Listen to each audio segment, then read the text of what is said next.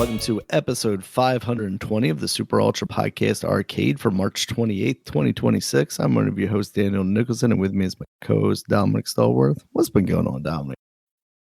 Oh, man, it's been like a very eventful week this week, man. And, well, in sports world, especially, and in gaming, man, like some news we got to get to.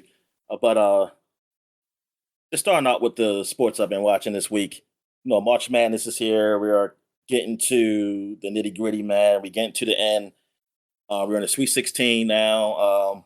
Well, as for this podcast, actually, Elite 8 for men, Sweet 16 still for the girls, or for the ladies, I should say. But it's been enjoyable. So far for the women, it's been basically chalk. As far as like the one seeds are still in it. And I mean, that's why I have all going. This is all number ones from each bracket. While the men's, I had, of course, not that. And one of the one seeds is gone, Florida, as of this podcast. But my bracket it's not busted, but all I have is 3 of the teams in the Final Four in there. Houston was my other Final Four that didn't make it. The only teams that I have that's left that can make it is Duke, Arizona, and not Michigan. It's no, I think it's Michigan. No, it's not Michigan. Or is it Michigan? Ah, darn! I totally forgot the team. No.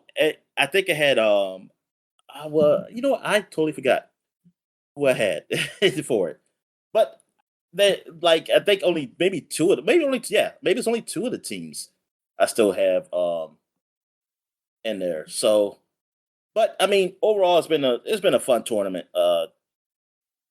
Going in, like basically all the teams that I wanted to lose, like as for because I don't like them, they did, and like hateful. Like, well, Duke is usually a school I hate, but I haven't really hated them in the last few years. Like ever since basically almost Coach K's gone, I didn't really hate Duke. I know my friend still hates him though. He always still rooting for him, and I might maybe next year I will, because North Carolina did fire their coach, and so I can like North Carolina again, so I can root for them against Duke. But I don't know. I just think that I don't hate teams like I used to when I was younger. I think because it was kind of fun to do, and as I get older, it's just I just don't have that feeling anymore. I'm spending too much energy. Yeah, my energy is more that I want my team to win. Like the team I want for, and I might root for a team as I'm watching the game. Like I root for the team, or I root for upsets and things of that nature. But I don't let it really get to me like I used to. Like I used to be just so angry or something like that. Like I'm more angry if my team loses. But like in the days of basketball, like after Jordan, I was just hate watching. Honestly, like I was just hate watching Lakers. I would always watch it and just be rooting against them. And that was more so because of people, a guy at school me and this dude was always arguing with this one dude on the bus. He was a Lakers fan, and we were just Laker haters. That's exactly where we were. So we would just always argue about why the Lakers weren't that good or anything. He always had the last laugh because they won like 3 championships in a row when we were in high school. And I would just say they cheated. I just said that the refs cheated. Like I think this is all fixed. But I think that's why really in NBA I kind of fell off because I didn't really have a team, and a team that was closest to me, the Wizards, who I said, I guess I'll just root for them. They didn't do anything. I mean, but they have been competitive some years, which I was like, that's good. I can finally see them in the playoffs. But I also knew that they weren't going to win. And that kind of sucks. It's not like football where there's a chance. It's like basketball is like maybe you not know who would definitely win, but it's almost like you know who's not going to win. And that's the sad thing. It's like that's what I don't like. And I know some people probably argue, say you could do that for us sports, but yes, you can do that for some teams in football. But when it gets to the playoffs, there's a chance that a team could come through, and and win it that like you probably wouldn't expect. Like if they get to the playoffs, like it's not always guaranteed the favorite goes, and it might be a team that kind of low go. I mean, at the team that looks really bad, like and they just kind of fell in, or like injuries happen, you pretty much know they're not going to go. But for most of the time in the middle, it's like it's a chance. In basketball, it's like some teams it's just ain't a chance. Like it's not a chance in hell. And I think that's what really deterred me from basketball. It's like, man, I know who's not going to win. Sometimes you knew who probably who's going to go to the finals. He's like, yeah, nobody's going to beat this team. I think it's a little bit better now that you can't predict it, but it's just that it already fell off, some time ago. With that, with the NBA anyway. But yeah, college looking great. But yeah, I'm not really rooting for anybody. Yeah, for the teams that's in there, I'm not really rooting for anyone. I probably I just want to see good games, and just like in the women's, not really rooting for anyone either. But yeah, I just want to see some good games. I mean, maybe I kind of rooting against UConn just because UConn has won so much, in my lifetime, and just to see other teams, winning. I don't want them to go back to dominate it again. Did they win last year? Which I was kind of happy because I do like Beckers, Paige, and she won last year. But now I'm like, okay, y'all got one. Y'all got one last year. Yes, just let other team go. But UConn's so dominant. Maybe UCLA can get them. You got UCLA, South Carolina, and Texas, who are other number ones out there. Or maybe, hey, maybe we're gonna get surprised and some other seed do it, but we'll see. Baseball also started, man. Opening day, my Orioles did win. So yeah, I'm happy for that, man. Great pitching. From Rogers, a starter who had what was it, 7 shutout innings, I want to say 6 or 7. But yeah, he killed it. So I was like, man, this is awesome. It was a lot of offense. We just won 2-1, but hey, man, take it. One first game of 162, man. So yeah, I just don't want what happened last year, where yes, you apparently yes, you may not win in April. Well, technically it's March, but basically like in April and May, you may not win. Like you don't win the season in those 2 months, but you can lose it because that's how my Orioles lost, because they did horrible the first 2 months of the season last year, and that bit them in the ass because when they did pretty decent going down the running as far as win losses, and it was like, darn, if we would have actually had a winning record at the beginning of the year, we might have made the playoffs. We might have been a wild card team. We've been batting for the wild card. But we did so bad early on that it was just, we couldn't dig out that hole. We weren't good enough to dig out that hole. So hopefully that's not a thing this year where I'm like, darn, we already lost at the beginning of the year. But it shouldn't be. Like people are predicting like this is like this year it should be kind of World Series or bust. Like you got a team that's good enough to go to the World Series. Now, do you have a good team to win it? Like against the Dodgers, who I predict will go? No. The only thing I hope for the Dodgers is that they get injuries late in the season. Like they don't get early injuries where they can have those guys heal up and come back. They need to be late injuries, and there needs to be quite a few of them. That's the only. Like I don't see how you beat the Dodgers. Like, I mean, you can beat them. I mean, we have seen some great teams do it. I mean, the Yankees have been beaten even at their greatest. I mean, after they lost, they won like 3 in a row. But but it's just man, it's like they just have so much, man. They just have so much on that team that I mean, it's gonna be hard. Like I don't know as far as the National League who can do it. But I mean, let's see how the season goes. That's why I'm just happy we're in an American League. Like that's so I like. Oh, I don't have to worry about that. All I have to worry about is getting there. And if we see them, that's what I worry about them. The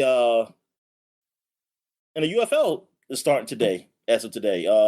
Well, actually, it started Friday. First game, Birmingham won their first game, and the DC Defenders, who won the championship last year, the defending champions, are playing St. Louis right now, and they are up 4-3. And if you're wondering how they got the 4 points, there is a rule, and I haven't seen it yet, though. I haven't looked it up, but it's the distance of where you kick the ball, like a field goal, like a certain distance. You actually is actually 4 points instead of three.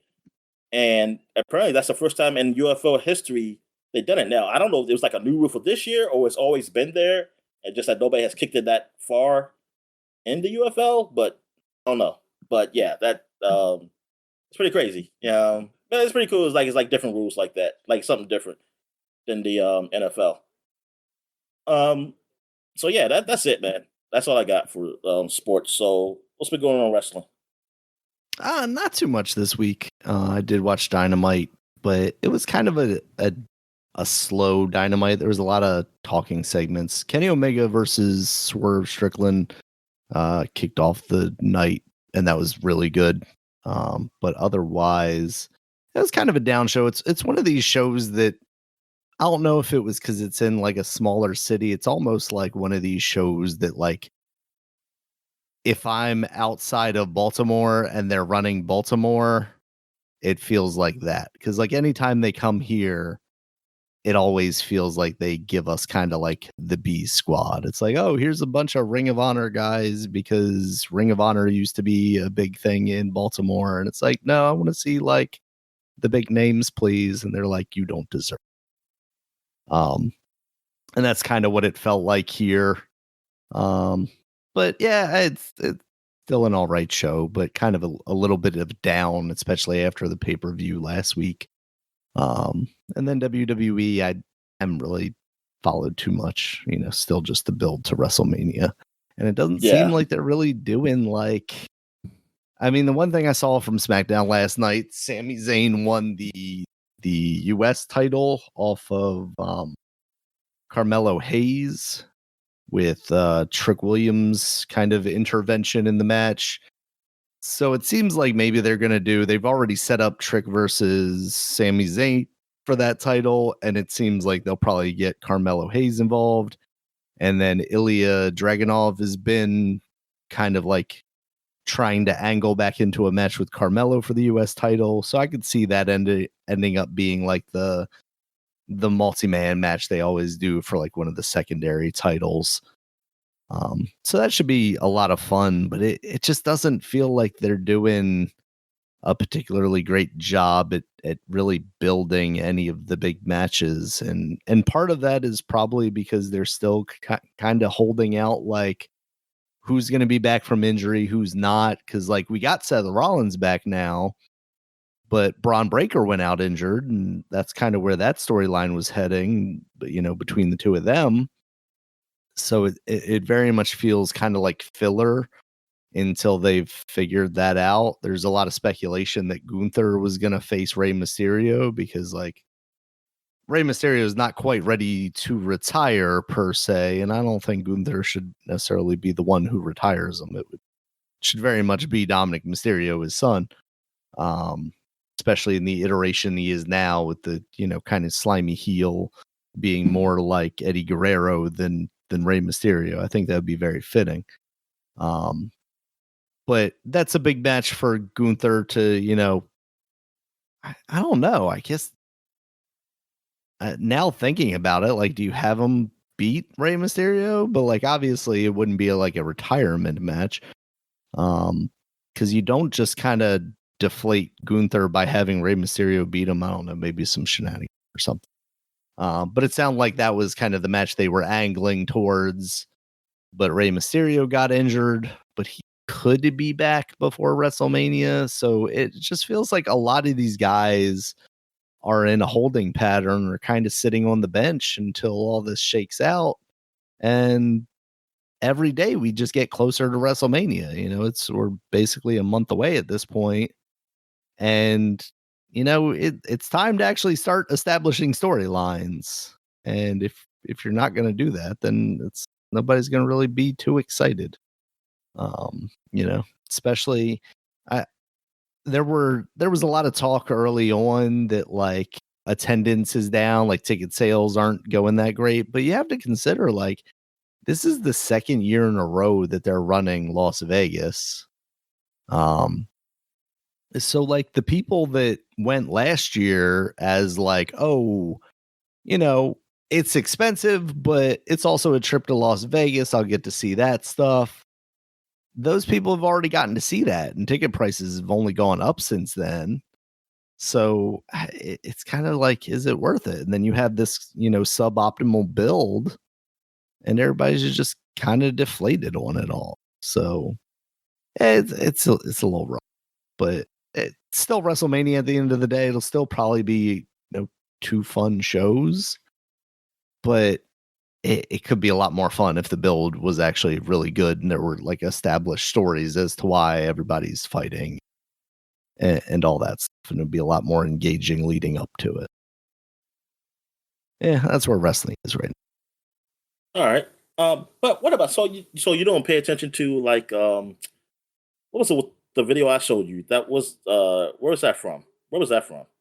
Which one did you show me? Was that Impact TNA or something like that? Yeah, that was Impact, yeah. No, I don't watch Okay. Impact at all. Because they've been involving themselves a lot with NXT, or at least for a while they were. A lot of the NXT guys won TNA titles, and they were kind of, you know, showing up on each other's shows. TNA did get a like pretty big TV deal with AMC now, so they're actually on like kind of a channel that people have if they have cable. But even their first show on AMC, which they built up like is this big event, really was just kind of, you know, I don't want to say indie bullshit, but it was still pretty low production quality wise. And really it's just like that's where a lot of the guys who I don't want to say couldn't cut it in WWE have found themselves, but it's really a lot of the like kind of mid-tier talent that I'm not really interested in seeing. There are a couple of guys there that I very much like, and Mustafa Ali is there. But that's kind of the only name I can really name out of Yeah. them. I follow it kind of tangentially. They just had a pay-per-view Sacrifice, but it looked like maybe their main event ended in kind of an injury. One guy got kicked in the head and just concussed, like just out. It looked like, you know, his body locked up because he was running the ropes when he got kicked, and then he just like slumps over. He's still holding on to the ropes because, like, I guess his hand just locked up and he couldn't let go of it, which was actually kind of good because he he then wasn't able to just fall directly down and hit his head again. But he just, you know, you could see his other hand was just like locked in kind of a claw. So, man, you know, that's rough even for, you know, a company like that. It's like, oh man, you really got screwed over. This was your big opportunity to, you know, have your pay-per-view and have people excited about it, and then for your main event to kind of end like that, it's unfortunate. But yeah, that stuff happens in wrestling, and it's pretty scary. I haven't really seen a follow-up on him. I would imagine it was, you know, a kind of flash knockout thing where he wasn't seriously injured, but you know, it's one of those things where, you know, concussions and all that stuff it's scary. Yeah. Yeah. Exactly. All right. So now get to what we've been watching. So I've been watching Invincible. Like I know the new season started. I haven't been watching those episodes. I've been watching Mhm. the previous season because I missed it. Yeah, I didn't watch any. So I watched maybe like four episodes, maybe four or five. I forget. Probably four, and it's been all right. It's darker. Like, well, I'll say he's darker. The main character. Mhm. Like he's just like angry right now, and I mean for right reasons, but also not like thinking everything through though. Like he's and also I mean it kind of makes sense too because he is young. I mean even though I was he's gonna in say, college so now, he's but a teenager. he's like Oh, a, he's college now. yeah he's in yeah he's a freshman, so he's probably technically 18 or Right. 19. He's 18 or 19, and because I don't know how many because he was in college the previously too. He went to college like the second season he was in. He started college, so I don't. I'm guessing maybe it's just. I don't know if it's like still this year in college or the next year. I'm not sure, but anyway, he yeah, but so I can see that. But he's also trying to be mature for his brother also. So it's like a mixture of that, like because I mean his father's not there, so he has to take care of his brother and help his mom out. Yeah, it's just one of those things. Mhm. But it's also like you understand why he's angry too. He's like, yeah, you have the right to be. You gotta know how to control and also think clearly on Right. things. And yeah, so it's like, yeah, this is him like being young and not having like the not just that, not just maturity in like himself, but just also experience of being a hero also. Because it's like things um he's doing like he's trying not to be yeah, hypocrite and something, but he is. And that's the thing. Like some people call out on it, but like him not seeing that, or I think he's realized it, but not really liking it on certain things. I mean, because I mean, that's not really spoiled. I mean, I don't want to spoil too much, but even though that season's old, but I know you haven't seen it, and there's some people probably, or just like me, it's just late and just come back to it. So that's why I don't want to get too much detail on it. But yeah, but I mean, overall, I still like the show.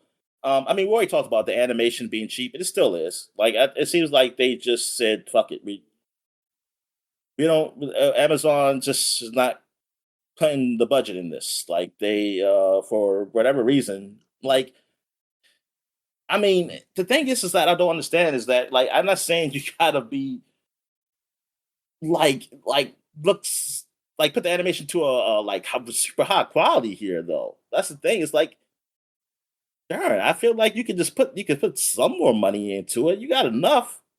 It's like you got enough. Like well, I Yeah, get it. especially when we joke about like how whatchamacallit, the video game looks better than Invincible, you know? Oh yeah, exactly. Oh, you talk about that. We were talking, yeah, dispatch. We were talking about Dispatch. dispatch. Yeah. Yeah, and hell, maybe that fighting game will look better. Well, I think that definitely. Well, it's definitely gonna have more animation than the game. I mean, it has to anyway, regardless, because it's a fighting game. But it's just that, yeah, man, it's it's so weird. Like you can't say, "There, this is gonna be better, man." But and then like it's not even like I go back to the days of thinking about like cartoons we watched, and like there was some cheap cartoons, man, out there. But then you Oh, had yeah. like, but then you had the Disney ones, like Disney afternoon ones, and like man, those animators, like I mean the animators in the or the people drew it, like they did some work. Like those weren't cheap. Like well, Mhm. if they well, maybe they paid them cheap. I have no idea, but they didn't look cheap. It didn't look The cheap. 90s, So everybody's getting paid cheaply. and yeah, and then you look at freaking like Looney Tunes, man. Good God, like Looney Tunes and Tom and Jerry. It's like the Yeah. As animation on those shows, long as we man, don't was get into, just like, the Hanna-Barbera cartoons, because those were all the yeah. ones that Well, were that's cheaper. obvious. I mean, I was going to mention that because it's like, yeah, we all know that Hanna Barbera We they were all cheap with it. know who was doing the cheap cartoon. Yeah. But like the animation in those cartoons, yo, were good, and like you take it for granted. Like you take it for granted because like I don't even like as a kid or even when I was a little older to know about the stuff, I didn't really. I said, yeah, it looks good. It's like so what? It's like it's old. But then when I look at these how these cartoons are, and like when I like pay attention to like the background or like even when it just a couple characters on the screen, I'm like, wow, it's like yeah, those guys were really working. Like like in those days. Like I don't it's like is it that hey, I mean, I know it's the combination of saving money, but also it where they the part where they being like working like slaves too? I don't know. It's probably a combination of both, but now I'm thinking like, dude, you can pay these guys and they don't have to do a lot of it's not a lot of stuff by hand anymore. So why can't you do better animation? Like you don't like yeah, you don't have to like do stuff by hand or anything like back in the day. So Yeah, you would think it would just it be so much easier to do yeah, and and it's quote like, unquote man, that cheaper. yeah, I say, yeah, that's not cool, man. It's like, yeah, you say whatever. I said, but but yeah, the show's all right. Like I don't like love it or anything. But it's okay. It's more than okay, but it's not like I put it on I think like it's a friend who I talked to about it. Like he really loves it, and Mhm. like I think I felt like I could have loved it more. Like the first season, I think I was really into it a bit, but I think I waned, and it's not because of animation or anything.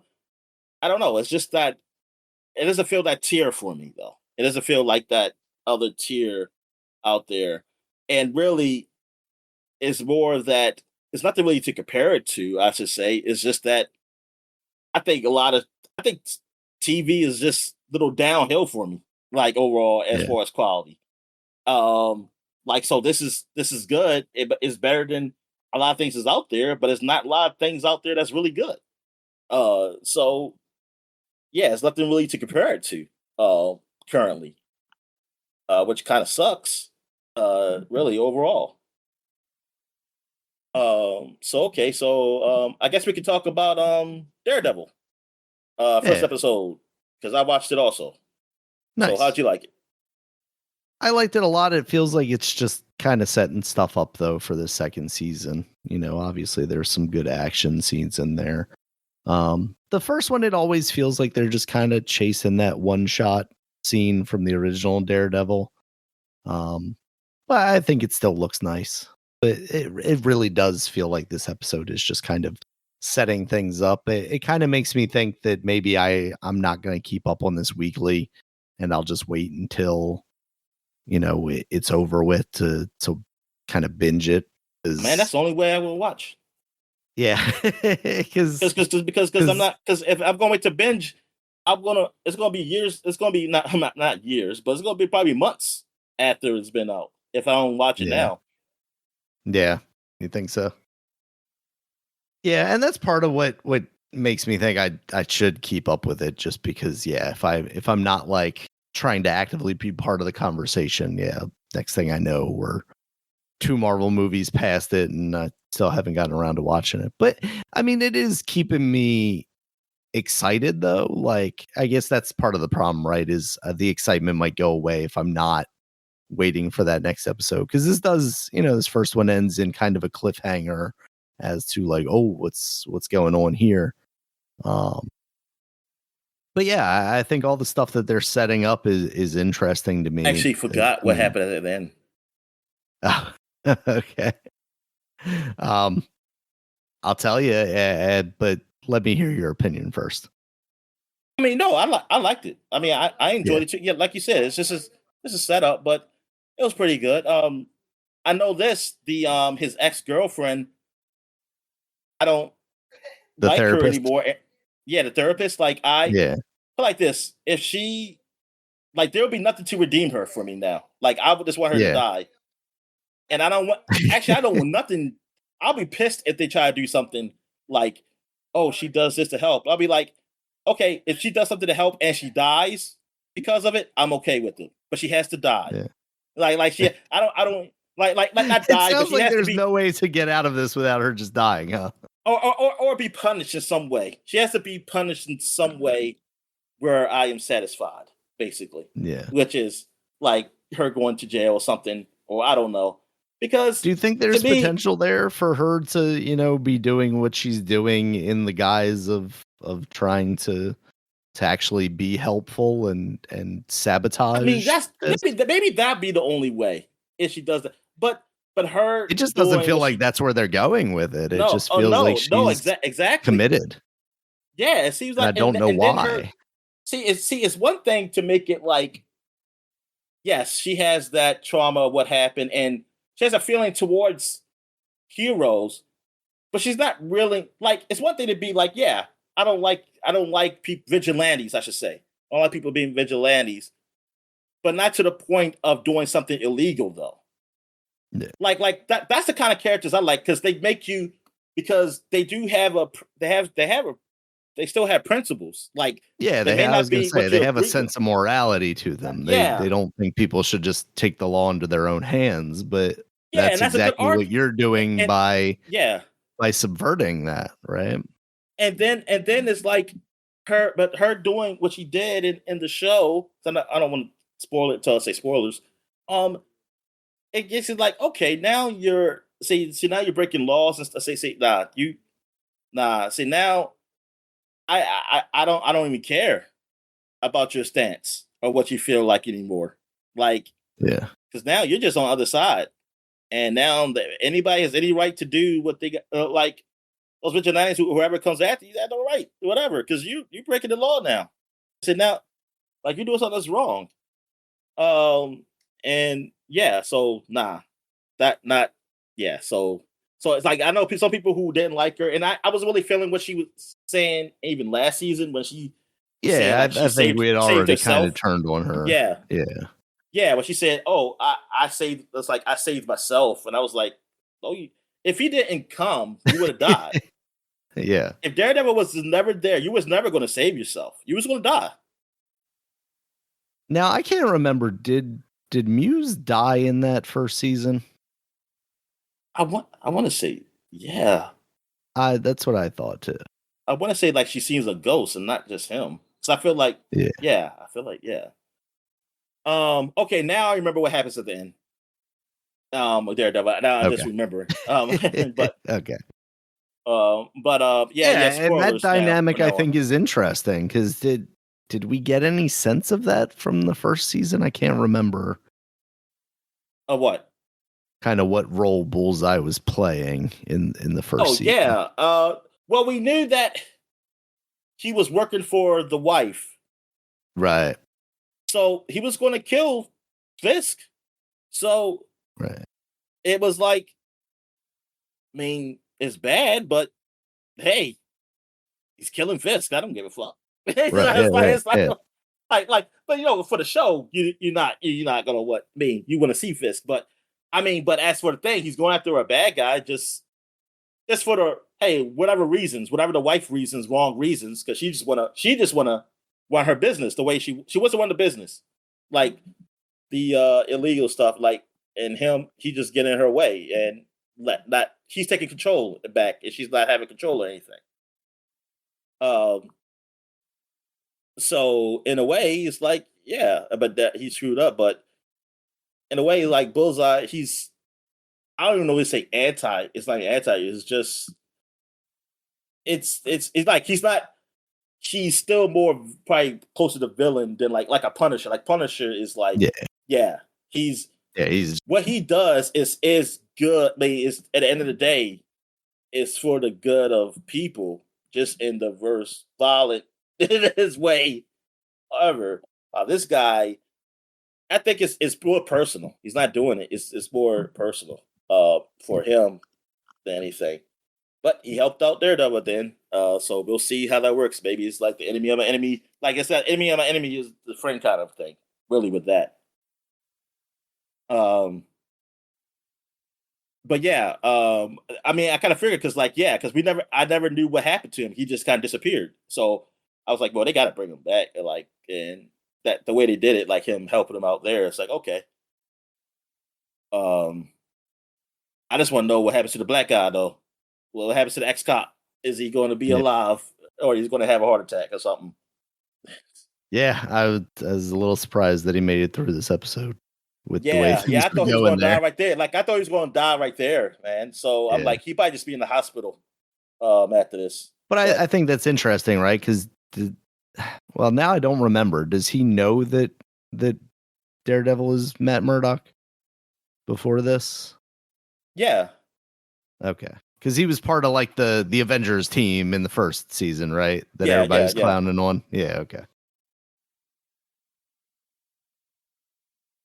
So yeah, this is yeah. All right. So yeah, this season. I mean, this it keeps me excited. The first Yeah. episode keeps me excited for it.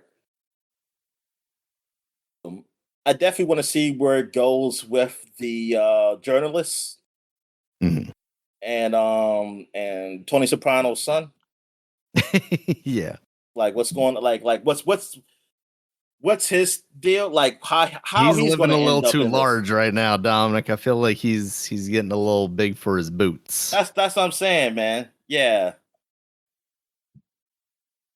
that's what I'm saying. It's like, come on, you gotta calm it down, man. I get it though. Like you're the deputy mayor, man, stuff and everything, but yeah, I was like, dude, you definitely will be the first to fall because he will put Yeah. you under the bus if he got to save himself. Absolutely. And I like Matthew Lillard's character, the CIA guy that's coming in. He seems interesting. Oh yeah, yeah, he Kind does. of He walking into does. the room and acting like everybody's clowns, Yeah. like he's very much not taking those people seriously. Oh no, and it's really because he's in that. Yeah, he's this is business for him, man, too. Like, Yeah. and then what we call it? I mean, Kingpin basically fucked up too. Yep. Like he's like, dude.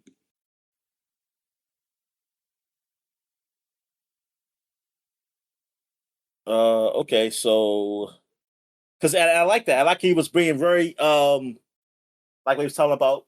Oh, so you got guys. You say, so I got guys I trust. Oh, you trust? Are you going to kill them after they do the job? Because that's what he's Right. saying. It's like you're going to have to kill them. Yeah, Yeah. if they're really good guys, do you want to? Do you want to like just use them now? Like use them now, and then you're done with them. Like that's the thing. You don't want to use. He's telling you like you can't use no guy. Like if you're going, you don't want to use no guys you can seriously trust. Like it mean you're the best guys. You don't want to use your best guys on this because you're gonna have to kill them, and then you're stuck with some mediocre guys. Yeah, you say, yeah, I'll take care of it. Yeah, because this is like the thing where it's like you want to leave. They leave no Yeah. freaking loose ends. You can't leave no loose Yeah, ends at all. because you're the mayor and you're out here running guns and yeah. Yeah, exactly. And it's like, and that's the thing is that to me, like for a criminal boss, now that's what it tells you that like is ego into that. Because at the end of the Yeah. day, you don't want to be that. Like if you're like a criminal, like you don't want to be a public official. You want Right. to know public officials. You don't Yeah. want to be. Yeah, No, you want to work from the yeah, shadows. You don't yeah, yeah, you don't want exactly. your name out there like that. Yeah, you want to know them. Yeah, exactly. But that's like the ego with him and like Lex Luthor, like Lex Luthor being damn Mhm. president. You know, it's like it's Yeah. that whole ego thing where it's like, yeah, I can do this shit and do what the fuck I want.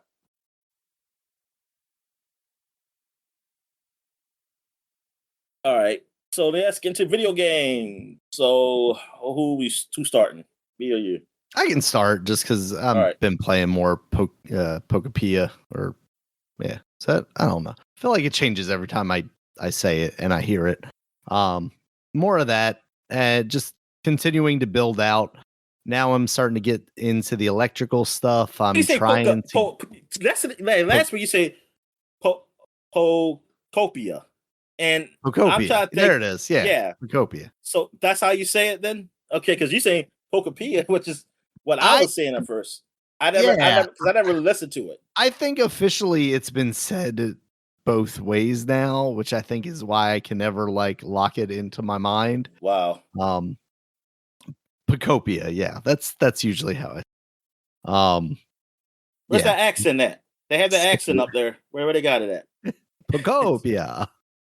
Um, yeah, I saw a video of someone like sucking up the water and then basically moving an entire body of water, and that's very much where I would like to get to. So I saw that someone's doing that in like this Oh, this you can do that. Okay. What beachy Pokemon can area. suck up water? Oh, okay. I forget which one they said teaches you it. Oh, wait a minute. What the But hell you just say? I thought you just said the Pokemon. no, I didn't What you say. say I don't know what I said. What did I say? before? No, you. Oh, okay. I have to listen back. It sounded like you said a name or you said a name or something, and then Did I? yeah. I mean, maybe you were saying maybe you was just continuing talking. It sounded like you were Yeah. saying yeah. Oh, but go ahead. No, but I'm trying to get kind of down that storyline branch to get that power. Um, so I'm now like got my tendrils into like 4 different zones, and I'm trying to progress the story in each of those to get the powers out of each of one, basically. But now I'm starting to get into electricity. And I've seen some videos online of like music stuff. This game is so much deeper than than I could have imagined. Like I thought this was going to be basically like low rent Nintendo, Minecraft, but nowhere near like the complexity that Minecraft has reached. But I really think this might actually be kind of on that level. Obviously, base Minecraft without like mods and stuff like that, because you're not going to get that in a Nintendo game on the Switch. But man, the level of complexity that they are getting into and the designs that I've seen some people come out of with this is really just incredible. So still just kind of working my way through it when I can make the time to play some more of it. All right, yeah, I played a little of it. Like I'm just the Mhm. very beginning stages of it when you're getting the Pokemon, the the first starter Pokemon Yeah, the coming up. starters. Yeah. Yeah, and asking you to build a home for them, basically, and things of that nature. Yeah, yeah. I Did you mean, tell them no? You're animals. You live in the wild. yeah. they yeah. I mean, the game seems really nice, and now I see why you mentioned more Minecraft and Mhm. Stardew with it. And yeah, and that's I think this is what I probably would have been or into Minecraft initially when they first released. I don't know what they have done in updates, but Yeah, like something more story driven in the way it could exactly. teach me how to do things, not just tell me. Because like if you just tell me like instruction way, that is so boring. And, Yeah, it's too much of a like playground. Like yeah, it basically expects you to find your own fun, whereas this guides you a lot more. and I'm like, dude, I'm not. I don't have that mindset like a kid anymore. Like if I was in freaking elementary school to probably middle school, man. Oh my god, yeah, I would be just doing shit on my own all day. I mean, just like I did that with a lot of games, like you remember with Warcraft, the Warcraft maps and stuff like that. Mhm. And like, or even like or Starcraft, like you do a map editor and stuff like that. Like yeah, I would love to have like do that stuff, and I can. That's why I can see my kids are into it. But it's like, man, as adults, like, nah, man, you gotta give me some more than that, man. I ain't trying to just like play like hey make your own fun. It's like nah, I bought you I bought you for the like to tell me what the fun is. And like stuff like that. Like you tell me how to maximize my fun. Yeah. But um but yeah, it does seem all right. It's just that I just got too many games I want to play, and that like this is gonna take away because And it really is a time yeah, waster. Like and I I don't want kind to of say it like that, but it takes a no lot no of no time no to do anything. yeah, yeah, I understand what you mean. I mean, I understand. Yeah, you know what I mean. Like it's like waste time. Well, some people will argue though that Daniel that all games are a waste of time. But Well, but yeah, I mean, sure. the I feel like you look. If I want to play a game like this now, like even though I want to, I actually want to go back to Stardew Valley because I actually like just kind of finish that off. So I was like, I'll nah, it's got the just one of those things I'll miss out on. But But speaking of like the Switch, like I played some Donkey Kong Bonanza. I played more of it. Like I think I played through the first boss and that's where you get the talking rock feature, which I didn't know Mhm. anything about, and because I was like, oh, is this the thing that I was like, wait a minute, where's Paulina? It's like what this ain't her. I was like, this is turned to her or something. And I was like, oh, I didn't even know you get like a talking rock that actually talks. Like it actually has some voice, Yeah. a voice actor to it. Not the best of quality though. I mean, like, not that the voice actor sucks. I mean, the sound quality. That's It's exactly a what I rock, mean. Like, Dominic. What do you want it to sound like? Come on. I don't know, man. It's like, I don't know. Like the rock thing is fine. It's like the sound quality. It's Nah, not. I don't know what they using. I mean, I don't know, man. Whatever. But like this ain't gonna be they Windows made it during the awards. pandemic, Dominic. It's somebody in their Well, basement, their at least echoey for basement. They couldn't yeah, clean up the but audio enough. yeah, and it's like Nintendo, like they like in some games they have voice act. Like there's a few games that have voice act, and then like how Zelda has voice acting, Yeah. and but you know what? Like Like Zelda's this voice acting, I one always found the character same is gonna too. have. Like Zelda's voice acting, the Breath of the Wild one.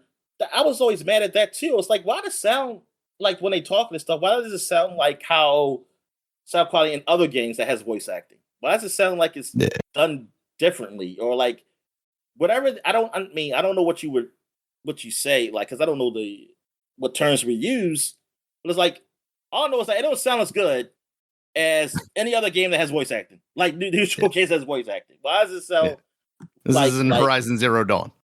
how was this recorded? Yeah, how was this recorded or whatever? Like what the hell? Um, but anyway, no, I have fun with it. Yeah, like I mean, the game is real fun, and yeah, I do see like when like how the camera kind of like when you go under and the camera kind of goes and clips and stuff like that. Like I do see that a lot, like a lot of clipping stuff. But other than that, I mean, the game's fun. Like it's fun. So yeah, I've been playing some of that, and I'm trying to kind of force myself to because I was like, I'm gonna play like an actual one of the new Switch 2 games and Nintendo games, and this is the one that I have on my Game of the Year list. So let me go ahead and try to like play a lot of this game. Um, I really I need to just hook up my Switch to a monitor or something because where I can start recording this stuff. Um, I do have one of my even though I bought one, but I do have my HD. Well, I forgot what the hell it's called. What is it called? The Elgato thing to record, so I can hook that up again. Oh, but like yeah, also on the Switch, since they got the new boost mode that where it boosts the quality to look like what the quality will be on a TV, as if you have it docked. I tried that out, and yes, it does make the quality of games better.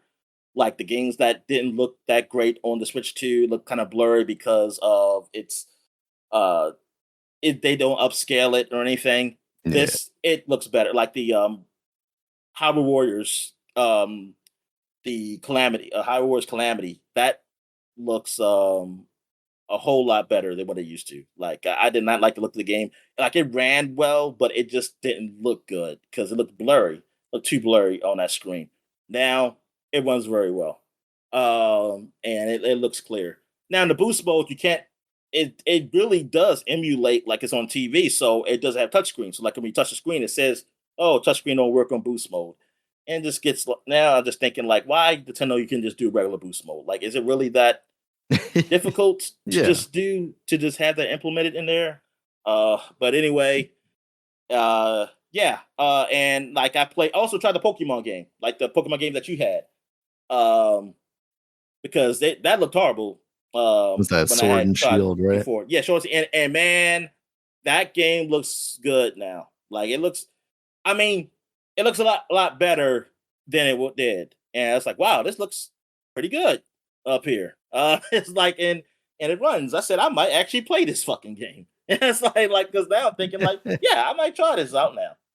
Um, so yeah, I was like, yeah, this is good. This is what I was expecting when I was got to play these older games. Like I was playing, yeah, Diablo, because I've been playing Diablo up there, and yeah, Diablo didn't definitely. I mean, it looked better, but it wasn't great on the Switch 2. But it was good enough that that's why I was playing a whole lot of it. But I definitely see the Mhm. difference now on it. Like I can definitely see things a whole lot clearer than I before. So this is somewhat of a game changer for me personally. Yeah, I mean, this is what it should have been. I mean, this is what I thought it was going to be when with the Switch Yeah. 2 with these older games. And now that's good that they actually have that mode in there. Hold on, let me get to my page here if I can remember what the hell I played. Oh yeah, Ghost of Tsushima. I did finally finish the base game of that, and it overall great game, man. A whole lot better than I thought it was. I mean, I always thought it was gonna be a good game, but honestly, I thought it was gonna be like a decent game, but also maybe not totally forgettable, but something like I just think in passing, like oh, it's all right. Like Mhm. I didn't. I mean, I'm gonna be honest. Yeah, I thought it was gonna be like how I like Horizon Zero Dawn. Like I thought it was gonna be like that. Right. Like I like Horizon Zero Dawn, but as time goes on, it's not um up there for me like it was initially. I thought Ghost of Tsushima was going to be like that. Like it's going to be a good game, decent. Like I enjoyed it, but it's not something I'm going to be like really talking about years later or anything. But nah, man, it's a lot better. Like the story, the graphics of it, the look of it, it's good, man. Like the whole atmosphere is really good, man. Like they did a really good job with this game, honestly. And well, I mean, for me, they did a good job. Now, if somebody who's a historian in Japanese culture comes and said, "Oh, this is not good" or something, then I apologize. But for my ignorant American eyes, because I did not, we didn't stay much on Japanese history in our history classes. Um, Didn't. this is pretty good. This is damn good. Um, the most I know of Japanese culture, man, is Ninja Turtles 3. Uh when they went back in the past Oh, and yes, the they went documentary. to Japan. Yes. All right, I'm just joking. I know a little bit more than that. They what else have I played? Oh, Like a Dragon. And it's on Game Pass now, and I just play the Game Pass version, even though I have the Steam version. But Steam version, I think, is still just a regular version. I don't think I got the no upgrade version or anything. So I didn't get no extra costumes or anything. But so I paid it. I just played the Game Pass version because I was like, I might as well get achievements or whatever. I had to pop up, which and get those points that you get in Game Pass, so we can Yeah. use to buy future games. Also, the yeah, I'm a little upset now that I bought it on Steam. Now that it's finally come here, which it's always funny. I always thought this was a Game Pass game initially when they kept showing it, and I was like, oh no, it's not. And then I went ahead and buy, and then now it's on your Game Pass. When I just months after I bought the damn game. Oh man, I'm angry, so angry. All right, but I played past the point where I played it on Steam. Um, man, like he gets down on his luck again. I mean, a little spoiler alert, but whatever. Like everything's all going good, but then things start going real bad, man. And like it's kind of do time jump.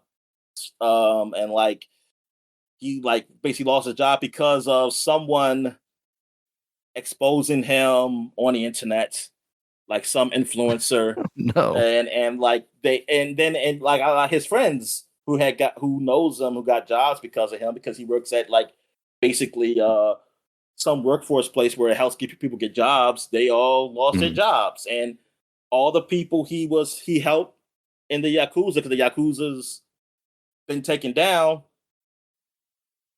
They were coming to him to get help jobs, but they lied. The influencer, well, so whoever told the influencer or the influencer, we don't know who put the lie out there. They said that he was giving people jobs to do crimes and stuff. So his company fired him. All of the people he helped hire got fired, connected to him. And then now some of those guys have kind of formed their own yakuza. Like they're going to some person who was trying to form a new gang, like almost a new yakuza or something. And Like now, I'm trying to help some guys, like especially one particular guy who I know who I helped, who got his life together, but he left, and like he went to join that group, and then I'm trying to right now. One of the missions is like I'm trying to help him get out of there, like to not fall in that trap. But I mean, it shows is that like, look, man, these guys who in crime, nobody's trying to hire them, and that was the issue. Like you shut it, like the that is put some law or something that basically got the yakuza shut down, but nobody wants to hire these guys. Which for me, it relates to me as like that's what a lot of for black folks is like. We all get a lot of us get locked up, then we get out, and yeah, there's some work. Well, there's some things I don't know. I don't know if it's better. I guess it's somewhat better. They do have work programs and stuff for guys who got out, but you know, it's still but so many jobs out there and jobs to make a living. Also, like you're stuck, and um, with them it's like, yeah, you do this, now you're gonna have a hope. Like, okay, you stop this, so you have stop having a criminal organization happening. And no, I guess in the grand scheme of things, that's right. But what's your plan afterwards? You know, because you're gonna have a bunch of guys now they don't have jobs, and what's gonna happen when they don't have jobs and they can't find jobs? Like, like that should have been in place regardless. Like what he was doing, he was helping you because he was helping them get jobs. He was working at a work release, but almost essentially like equivalent to a work release program. And he, but you, since you got them up, it's like, what you think gonna happen? So yeah, they're going to crime. It's like, yeah, that makes sense. All right. Anyway. Yeah, but that's yeah the game. Yeah, I'm really just starting out, and man, not a whole lot of gameplay because I recorded it, and I noticed that man, this is all me just watching the videos. Like I haven't got to a point where I could just really go around the city like everywhere. Because a lot of times when I go around the city, and they cut places off because they're trying to stay with the story right now, and so I haven't got to do. I can't really do a whole lot of like extra stuff right now, or any really. It's still kind of in the tutorial part of the game because I finally got to a point where I got a crew now, like where I actually have other people who I'm fighting with, and yeah, and that RPG style fighting is pretty good. Like I like it. It's fun to watch and it's funny. But yeah, it ain't still fun. It's all right so far. It's all right so far. For the little bit I played, because it's only not only little as far as because I haven't. I'm only still at the beginning, but also there's like more cutscenes than actually play right now. All right, so I guess that's it. Oh, I played a little bit of Kingdom Come Deliverance, because that is also on Game Pass, and yeah, technically I do have it on. Well, I played through your account on Epic, but Mm. yeah, as I said, I didn't really get that far into it. I mean, I got a little. I basically finished the tutorial and got to a point where I'm like to another town. But I said I could start over again because I haven't played it in a while now, and I don't remember everything. And might as well get, like I said, those Game Pass points. And so I'm still in the first beginning stages of it, just trying it out, just to um get my feet wet first because I'm really in the mood for like an RPG. Like that's what I'm feeling. Like I just and for something Final to Fantasy play. Yeah, I mean, I was thinking about that, but then I was, but 6. that I'm also playing the what's it called? The Legend of Heroes. Right. They through Daybreak. I forget what the game's called. Through Daybreak 2. Like I did play a little bit of that too. So I was like, yeah, that's my Japanese game I'm playing. And like as far as JRPG. So I'm playing through that. Uh and yeah, that game and playing that because I ain't played that in a bit. I forgot about the time travel thing they got here now, where it has different lines. And yeah, there's one point where it's actually is I don't know. So far, it's not like you really choosing to go to a certain timeline. It's like it chooses basically for you. Like it shows a graph or something, but there's only one place you can go. So like I got to a point where I died, and then it did a time travel thing. So you pick the point where it lets you pick like before you make the choice to go into the dungeon. So then this time you call backup. You got another friend to come with you. You still died. So now they brought me back, and now we're trying to figure out what can we do to get past this point. And that's where I'm at in the game now. But I don't know if it's like, but it's not like a thing where you actually choose yourself what to do. See, that's the thing. Like, it would be better if it's like, hey, choose what you want to do and go. And but no, they do it. They already made the choice for you. Like, you're already doing what the game is. Like, well, like a linear JRPG does. Like, it's not really choices in JRPG. Like, let's go through the story. So you go through the story, and then they just bring you back. They just tell you to go back. So it's not. So it's not really changing. I mean, it's not really something that's really different per se. Like, because it's it's still linear because it's like, hey, I only can make one choice here. You're not letting me get to that point to make a choice. Like, that will be better. I feel like you let me say, hey, like you make a plan. Say, hey, how do you want to approach this? And then you can see like, oh, that plan's not going. Then when you play through it, that plan don't work. Like, oh, and that stops that that storyline. So you have to go back. But doing this way is just like, yeah, it's still linear. It's like it's not really not different. I mean, the only different. I mean, you're just adding that. Hey, this device you got lets you go back to a certain point. That's it. And I mean, part of the story. Yeah, that's fine. But it's just like you don't have to make that. I feel like now, why did you even make that whole timeline map? If it's not something I can really have any control over. So, I'm like, whatever. Um, so yeah, I think that's it. That's it. That's all I've really played. So I guess we'll take a quick break when we get back. Get to the flashback segment. And we're back. So now we're flashback into 2016. We're going to finish off the month of the flashback segment of March, going all the way to the 31st, 23rd to the 31st. So starting in 2016, the first game we got up is Dead or Alive Extreme 3 up here. This was the Dead or Alive, basically, the third sequel to the volleyball game, but they just said, you know what? Nobody's playing the volleyball. They're here for the girls. So this is called They Extreme. removed all the pretense of the volleyballness of it. Yeah. Like, there's not even a volleyball on this cover here I'm looking at.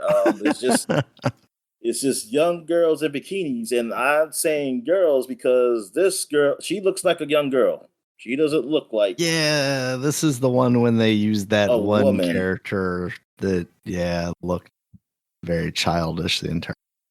I think she's like a robot or some nonsense. They had some anime excuse about it, but this is a robot. Yeah, I want to say that's what it was. I want to say they said she was like a robot or something, but I don't know. Wouldn't get into all that weird like stuff. Okay, yeah, it's a robot. This is not weird at all. You will not be judged for playing this game. Yes, she. Though I'll judge you. Judging you completely. I'm lying, and you should be. It's not illegal, but as I said, you should be judged. But I was joking. Whatever. Hey, it's just like a Mario Party. It's got some fun party games you can play with people, right? I guess. Like, what can you do? Exactly what you do. You get your family together and you have a nice little time with Dead or Alive. Oh, it's only on PS4. Stream. Yeah, it's not even on like PC or anything. Yeah, it's only on PS4, and it's a 43 out of 100 on Metacritic. Seems good enough really for what I'm going to use it for. What is this? The feature display. Wait a minute. What's this feature here? Game modes include Beach Flag, in which players will compete in a race to retrieve a flag, and rock climbing. The feature, which displays tan lines and swimsuit malfunctions, Hell is yeah. only available in the PS4 version. In addition, there is Oh a yeah, new the Vita sun doesn't tanning have that kind of system. technology. But why? This is the where they only reviewed it on a PS4. That's what I. Okay, that's what I meant. I mean, it is on. Oh wow, this is on the Switch. I didn't know that. It's on PlayStation Oh, did it 4. come to the Switch finally? Yeah, Man, I PlayStation need Vita and Nintendo Switch. that's funny. Now they call it Scarlet because the PlayStation Vita one is Venus, and then they call PlayStation 4 Fortune and Scarlet. I guess that's the Good. covers. I, I Sure. I'm guessing because I don't think it's a Pokemon kind of thing they doing here. It's No, you like sure? yeah, because I mean I don't even know how. Maybe that's just in Japan that it's on the Switch because I just typed in Dead or Alive into maybe I gotta do DOA. I got nothing. Yeah, I'm getting no results on the American eShop, unfortunately. Yeah, I yeah, gotta I don't know activate that what the. Japanese account, It Dahmer. just says Asia basically. Ah, okay. Oh, so look at that. Is it all the I Asia gotta just to go to get Play Asia and import my it? copy then, I guess. Just like back in the old days. Yeah, yeah, man. Yep, this is a good quality game. All right. It might be the last one of the kind. I don't know. Was I there think Extreme? so. Yeah, I don't remember seeing Extreme 4. All right. What else we got here? We got Adrift came out 10 years Yeah, ago. so So what is this? this is lumped into the launch of the Quest, the Meta Quest. Oh, I'm looking at it now. Okay. Yeah, Adrift was basically like Gravity, the movie. You're Yeah. kind of left alone in outer space and in VR, and you're kind of going around trying to get through the story of that. It always seemed like a really cool game. I think it reviewed pretty well at the time. I never got around to giving that a try though. But hold on. What was the other game that was similar to that to this? Like it had a sequel. Did this have a Was sequel? it was it a VR? Yeah, it's a VR game. Does I this? don't If this does have a sequel, then wow, this is very similar to another space game that's been rated done very well. And I see. want to know, yeah, because it's the game I played. It's the game I played on the. Are you thinking of the one that also had like a multiplayer game associated with it too? It was Man, if kind of it like did, man, anti-gravity, but I feel like that one was no, maybe a but you were little on a more spacecraft. Tron-like. You're on a spacecraft, Okay. and you you did like you play as a woman, I believe, and you're trying to fix the spacecraft stuff too that went wrong.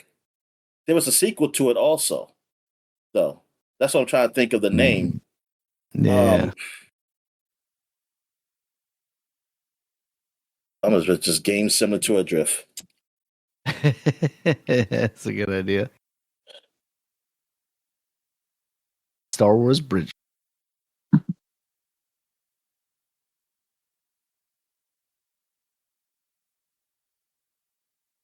with it having a sequel.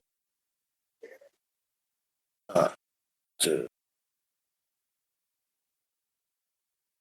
those projects. I'm not what?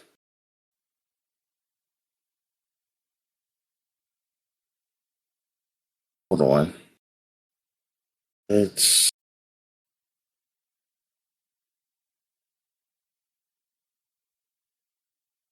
Lone Echo, yeah. right? Maybe Yeah. yes, that's what it was. I think Because I had a that's the part one I two, was right? thinking of. Yeah. You said that's That the was the one you one I were was thinking thinking of of. with the multiplayer thing. Oh, They had a multiplayer portion of that. I think was so supposed to be kind of like Tron like. this came out on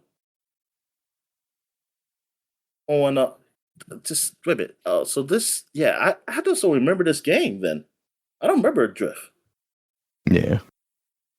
and it came on an Xbox One and PlayStation 4. Might be because it just came out kind of early for the VR stuff. That maybe So there was by the time, VR with this game. yeah, it came out. Okay. Yeah. But I'm wondering if by the time you got one, there were better things. Oh no, Lone Echo. I mean, Lone Echo. I mean, that was rated. That won awards and shit. Yeah, and that's what I'm well, trying that's to what I'm think. saying. Like, yeah, I'm thinking like if a Drift was like, I guess Lone Echo. I wonder, like, did it? Is it just a coincidence, like that game was remade, or did they learn from a Drift? That's what I want to know. That's what I'm really curious about. Because yeah, like, darn, I just want to hear this game. I just want to like hear this game talk about. Like, I didn't even know, like, they, like I said, I don't even remember it being an Xbox One and PS4 game. Yeah, I forgot that it did come out on other things. I always thought of it as kind of a VR title. And Reezer, your boys Reezer were composing for this game too. Oh yeah, I didn't even know Yeah. that. I don't know. See, these review scores are not particularly good. Maybe What, for a I'm Drift? confusing a Drift with a Drift. Maybe it's just the non VR versions that people are kind of downing. But maybe I'm wrong. Maybe I'm confusing this with Lone Echo and I thinking mean, that that's like I this said. game was I'm only thinking, more yeah, because highly I only praised. know of Lone Echo. That's what I'm saying. I'm just saying, like, I've never heard of. I'm not saying. I mean, obviously, I know it exists. I'm looking at it, but I always heard of Lone Echo when talking about space and everything like that. Like, I just never heard nobody talk about Drift. Yeah. All right, we're All gonna edit this right. all out then. It's like, because you said the view scores are low too. Yeah, I just edit it all out because yeah, then this is like worth talking about. All right. Also outdooring the Quest launch, it came out with Keep Talking and Nobody Explodes. I think we had previously talked about this when it originally came out, but I think the Quest version is kind of the ideal version of it because the person looking at the puzzle is the only person that can see it, right? Because they're in the VR headset. Nobody else can see Yeah. it. Meanwhile, the people outside of the VR headset are trying to explain to the person in the VR how they need to solve the puzzle. So I think the best way to deal with that. Yeah. Yeah, that's And cool. then Lucky's Tale, which is a pretty solid platformer from the bit of it that I've played. It very much goes for the Nintendo, the Rare-esque platforming mascot kind of thing. The VR of it all, I don't know, really adds that much dimensionality to it. I think it's kind of it's a cute gimmick, but it doesn't really make the gameplay any better because of it. It just So basically, this is the it release of the Quest. yeah, It's yeah, that's what I said. yeah. So why didn't I see that in Moby Games? Like, darn, Moby man, I Games don't has see anything. failed us, Dominic. How did I miss that? Quest? Maybe I didn't. Maybe because maybe they have a thumbnail. Sometimes when things will have thumbnails, I kind of look over sometimes, Yeah. and maybe don't have a Quest thumbnail, and maybe I'll just start like, oh, this is nothing. But yeah, that's okay. So this is huge then. This is like, yeah, the release of the Quest came out, and horrible games came out for it. But yeah, Man, rough. because yeah, look at these scores, man. They ain't good. It's like, Yeah. um the I mean, I thought they were. I mean, I guess really is just they. I mean, okay, they may not be good, but because of the newness of it, you will find something appealing because it's just solely different um, than anything you ever done. And Yeah. like, yeah, I mean, the games that I talk about the Quest now, they haven't been released yet. Like the robot. What's the robot game? The shooter one. Oh, Robo Robo. Recall?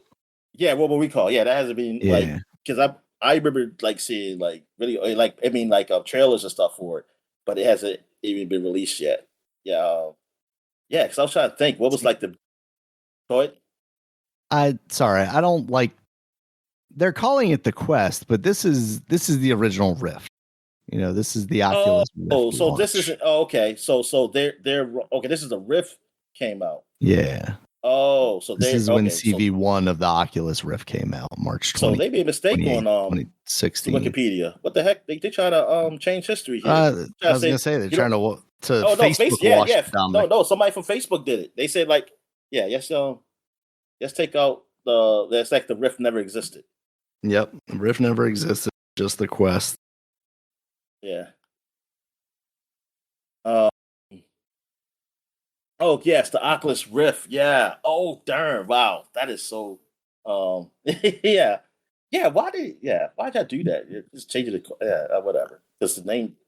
I mean, it's not the Quest yet. It's just like the whole thing is this. The whole thing is Wikipedia is supposed to show, you know, releases at the time and what they were, not what Right. they are now. Whatever. But yeah. Oh yes, Oculus Rift. So this is okay. So this is was even bigger than Oculus Rift. Oculus Rift came out. This is when it's when it was important, Dominic. This is when people cared about VR still. This is when Lucky Palmer was still there. Yeah. All right. That's maybe we don't talk about it then. And Lucky's tail was named after him. That's what he looks like right here. He looks like a fox. The sad part is I wonder how much of that is actually true. That Lucky was related to him. Yes. Even if it was just like, oh, the developer's like going to be in the good graces of them because they want to be the mascot of the Oculus. Yeah. Hey, look, man, we have a game. Look, we named after you. It's named after you. Yep. He's even got a cool what's that? Soul patch like you do. Yeah. Exactly. And look, he has a cape. He wishes he was a superhero, Dominic. Yeah, man. Yeah, this is big. This is the first time like VR actually. Well, it's not like, I mean, yeah, it's the first time kind of come out to the masses. I mean, but it's not like to the point where the Quest is, where a lot of people got it. Because it was manageable. The pricing and everything, but still, it's the start, and that's how usually these stuff like this starts. You know, you get out there for you can get it's like niche, but still public, and then you go from there. And yeah, I mean, so it would have been what a year next year when we went to PAX East. Yeah, exactly. Some of that. Darn, man. Yeah, we're getting close to 10 years from that. Yeah. Man, we had 9 years ago. But yeah, they were the early years of the VR to the like public like VR in public. Yeah, and it was we was always talking about it. Yeah, I mean it was really interesting. I remember we were talking about when Google had the freaking cardboard thing where you can just try it out. Like hell yeah, VR, I mean that thing was cool to just give you an idea of like a cheap idea of what you could look forward to in one of these real headsets. See, now that I'm thinking about this, I think of Adrift more, but it's like it's kind of sad too. Like it's almost saying it's like it's forgotten because of what Lone Echo's done. Oh yeah, yeah. Like this is the start, and then Lone Echo just took it away. But the sad thing is that look how old Lone Echo is, and that's still one of the best games. Yeah, which is not bad. It's just that I mean, it is though, because that means the the platform as a whole is not really evolved. I mean, that's the thing, right? Is like for the longest time, it was like, what are the best games? Okay, Lone Echo, Robo Recall, and it's like, well, those are launch titles. We're now 4, 5, 6 years in to getting more serious about VR, and you had Half-Life Alyx come out, basically. Yeah, Lone Echo. Yeah. Okay. Yeah. All right. And you that makes more sense now. Yeah, like Robo Recall and that would have been maybe closer to that stuff. But yeah, you basically had Half-Life Alyx, and that was the peak of VR essentially. And no one did better than that. Half-Life Alyx. Yeah, Half-Life Alyx was like, you was hoping that would start a wave exactly. some more like VR like coming out. But the only thing we got was we got a Batman game that was pretty decent. Yeah. It seems like the most you're gonna get is one game a year, maybe And one especially good because game. it was selling really well. I mean, especially once, you get into the pandemic years and people were gobbling that stuff up. And it just, nobody really seemed that invested after a certain point. Like initially, everybody was all about it, as excited as people are about AI now. And then, that kind of dried up. The money dried up. The studios went under. And now here we are where you have a PlayStation VR 2, and I can't tell you the last game Sony has advertised for that thing. Maybe the Horizon VR game. I'm trying to think. I don't know. Which launched Or with or it. or the Resident Evil, but one of the Resident Evils. Whatever the last Yeah. Resident Evil that was did VR. It's probably the last thing. Yeah, but we're not even getting Resident Evil 9 in VR. Oh hell no. They've got a first person section there. They could have made all of it first person because you can switch it in the menus to even play the Leon stuff in first person. So Yeah, and it could have been something like and like hey, you can hook your Quest to the PC or something, or your PlayStation VR if you don't have a PlayStation. I mean, they could have had something. Yeah, there I where mean, it that's could have the been. sad thing, right? Is like we did get, oh, hey, now you can hook your PlayStation VR up to the PC. And that was what now feels like a consolation prize. It's like, well, this piece of hardware won't be completely useless because you'll be able to use it for PC VR games, but we're never releasing a VR game ever again. Yeah, they really gave up on it too fast. Yeah. The story of Sony hardware. We gave up on it too soon. Yeah, I just would like, but it seemed like really a lot sooner with that than the Yeah. PSP and the PS Vita. Or I mean, I guess you have to compare it to the iToy, but I feel like the iToy been around for a bit before they stopped making anything. I feel like I still Yeah. saw stuff. I mean, I ain't care about it or anything, but I feel like I saw that monkey around. Um, I mean, the iToy is before its time. Before mean, its time, it's a limited time. It was going to be a limited time regardless. It was going to last, but it it came in a window that just wasn't there. I don't know. I mean, it seemed like something cool, but I mean, I mean, not for me, but I can see it appeal to certain like people, but it's just wasn't it. I don't think they had I think that what it was with our toys, like they didn't have that type of game. Like they had a Nintendo it really. Like that monkey wasn't doing it. That monkey was not that appealing to get me to get an toy. But yeah, but VR, yeah. So this is a start, and I just remember us talking about this early when we was doing the podcast of all about VR and everything. And I we talk about like, hey, this young. You were talking about Palmer and stuff and everything, and how, oh man, he was a young kid doing that. So I says, oh man, that's cool. And yeah. now we know we don't. And it's just a war criminal. Yeah, just like he's building he's for the military. He's up with the military. Oh man, how things have changed. Yeah. I remember you're a big Elon fan, and you had his shirts. Yeah, Sure. Yeah. Sure. I had Elon merch. yeah. It's like I'm just checking out Teslas. Uh, but anyway, all right. Yes. Is anything else for 2016 that came out?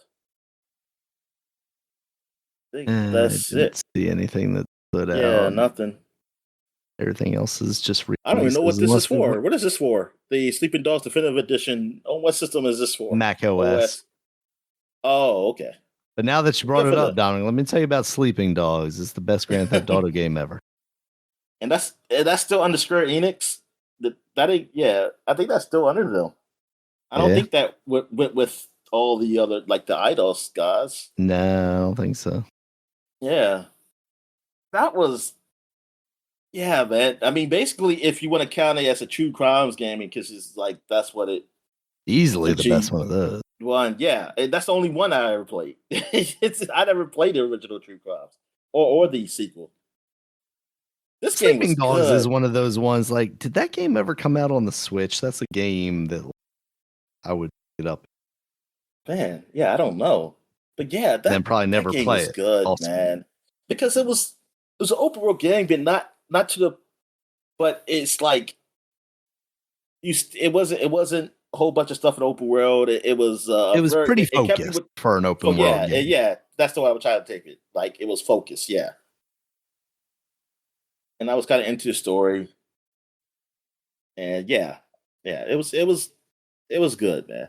I really enjoyed it. Like the fighting, like you didn't even get a gun till like almost like maybe halfway through the game. I think. Yeah, and then basically every time you got a gun, you threw it away Yeah, to do more hand to hand fight. exactly.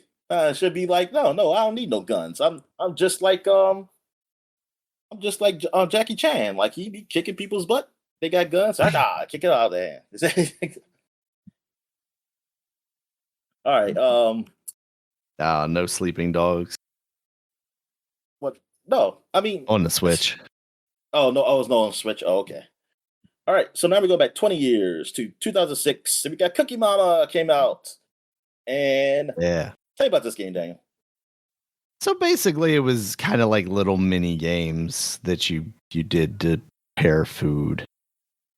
This you were looking at it before we started, but reviews are not like super great for it, despite the They're like not. Metacritic 67. Despite the fact that this franchise like has pretty good name recognition and was out and Yes. about for quite a while. I I think it's, I I mean, very much we associated it with Nintendo, even though it was never actually a Nintendo produced game. we were filling that thing up, Dan. Somebody was buying Or that no, stuff. that okay, they did publish from Oh, 2011 okay. on, So they did. All right. surprisingly. Yeah, because So I mean that the game was selling at our yeah. Target, and like, Yeah, I mean this was I mean the funny thing is you could, put that along with the other kind of end cap slop though that sold crazy even though they yeah. weren't very good games. Oh Your no, I Wii wasn't saying that it Carnival was good. I was games. just saying just popular. Yeah. Yeah. Yeah. And then it feels like they very much maybe overdid it. Cuz I think Shop and Shop is the last one that I really remember. Then they went into like the babysitting mama. I didn't even know there was a crafting mama or a gardening mama. Oh dang, they went Gardening away. Oh, mama, they okay, start. maybe gardening mama I remember the cover of. Oh, because you're buying But your garden with your mama, right? exactly. But once you get into some of these other ones, yeah, like they maybe tried a little too hard. And then yeah, like more recently they had those issues where like one of the games was released by the publisher or something, but the developer didn't want it out yet, or vice versa. And then there was some shenanigans about like a Bitcoin miner built into it or Oh man, something. So darn. yeah, that series is definitely fallen by the wayside, really. But there Should was come back and do a it. point They in should do it time. for adult audiences, like having an affair, mama. Oh Oh boy. my. Not Pool Boy Mama.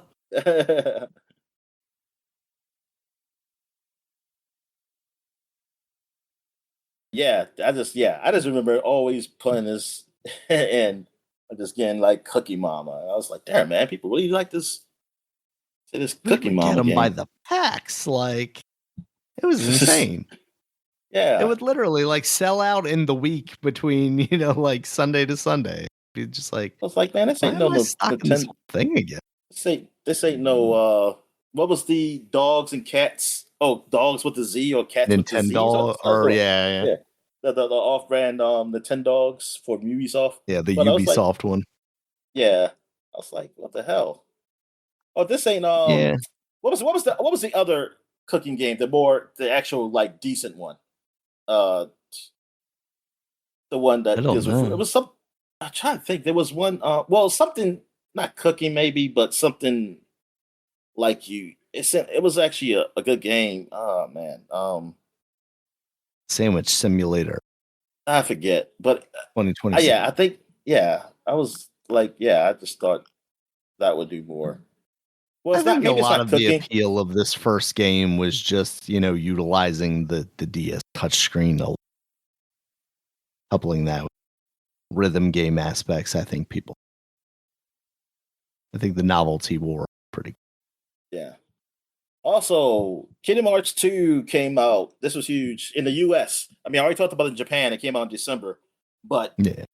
it finally came to the US where I can get it because this is one of my most anticipated games, man. I could not wait for this game. Like I've been waiting for the sequel.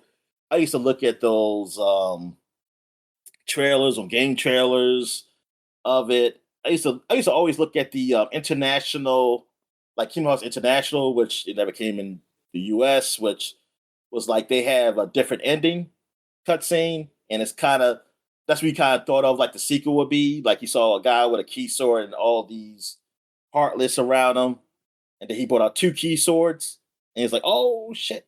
And it's like this is going to be Kingdom Hearts 2, but then you realize that was actually not Sora, that was somebody else, and that was something that might have happened sometime in the other game. That got some confusing. But man, but I knew like something was gonna have a key. I knew it was gonna be like two key swords, and I was like, yes, this is gonna be like Star Wars but cooler. And and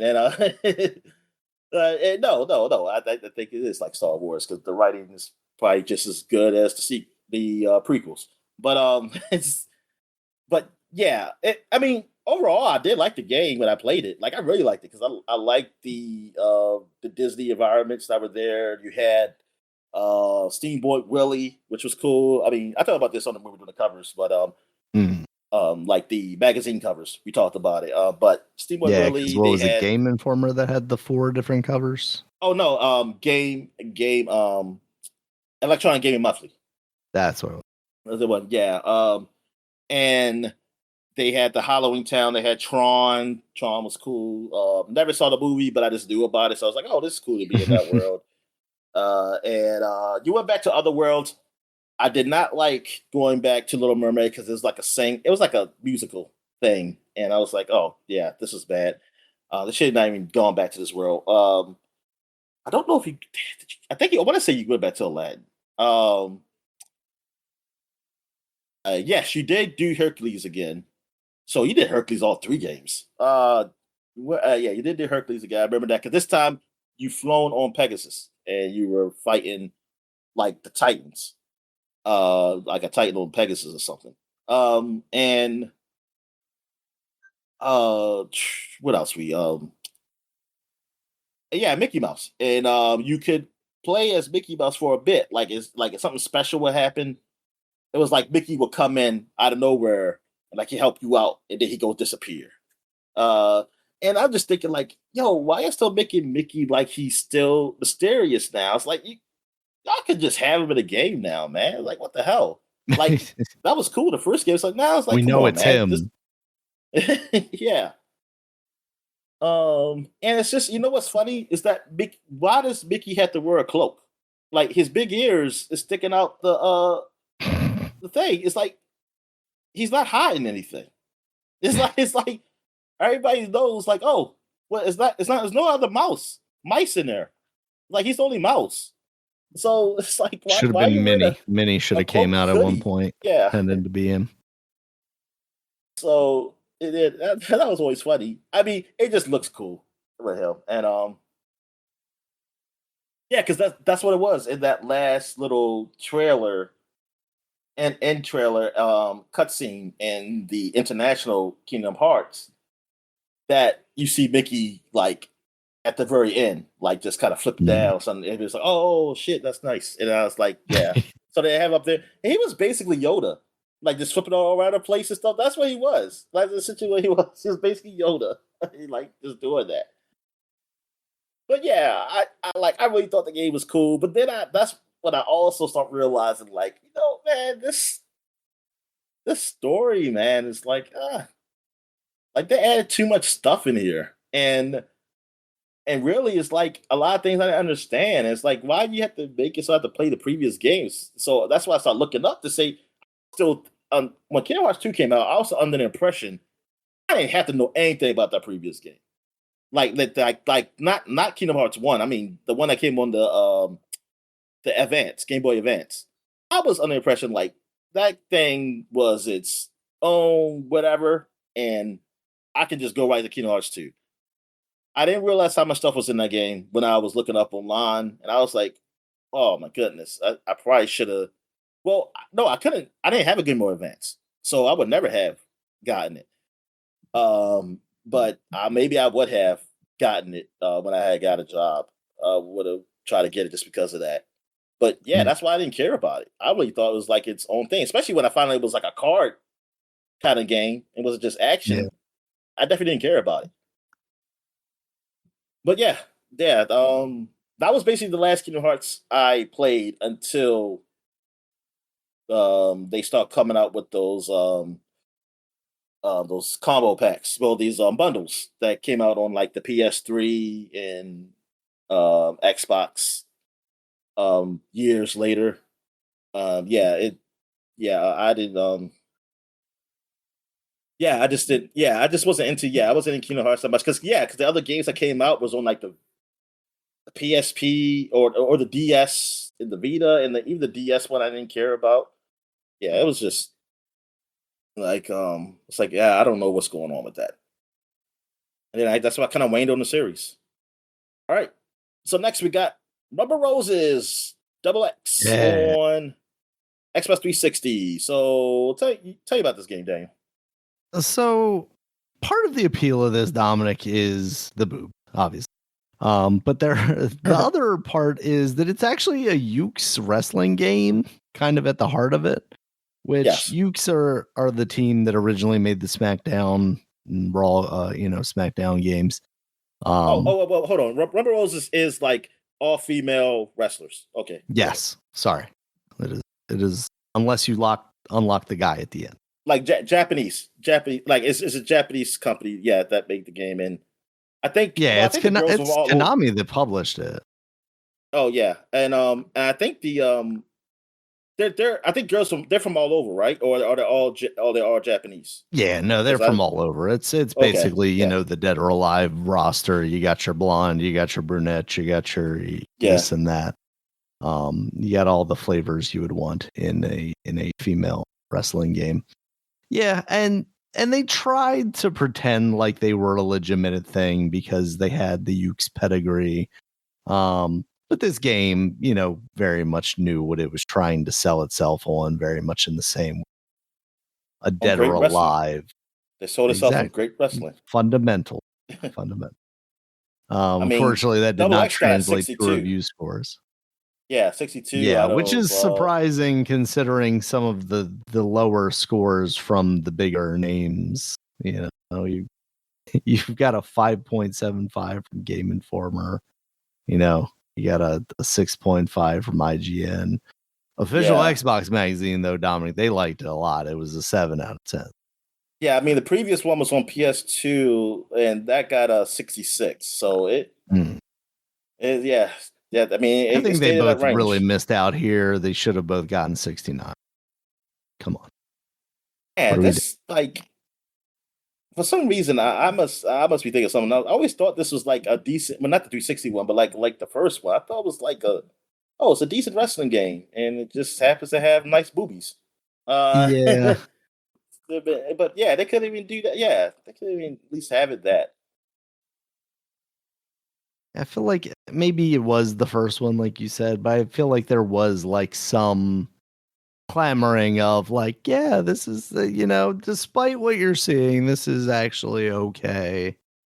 But yeah, I think at the end of Yeah, it's basically Dead or Alive being I mean, like over the Dead or Alive in a sense of like, hey, being you over need, the top. yeah, but not having the gameplay to go with it though.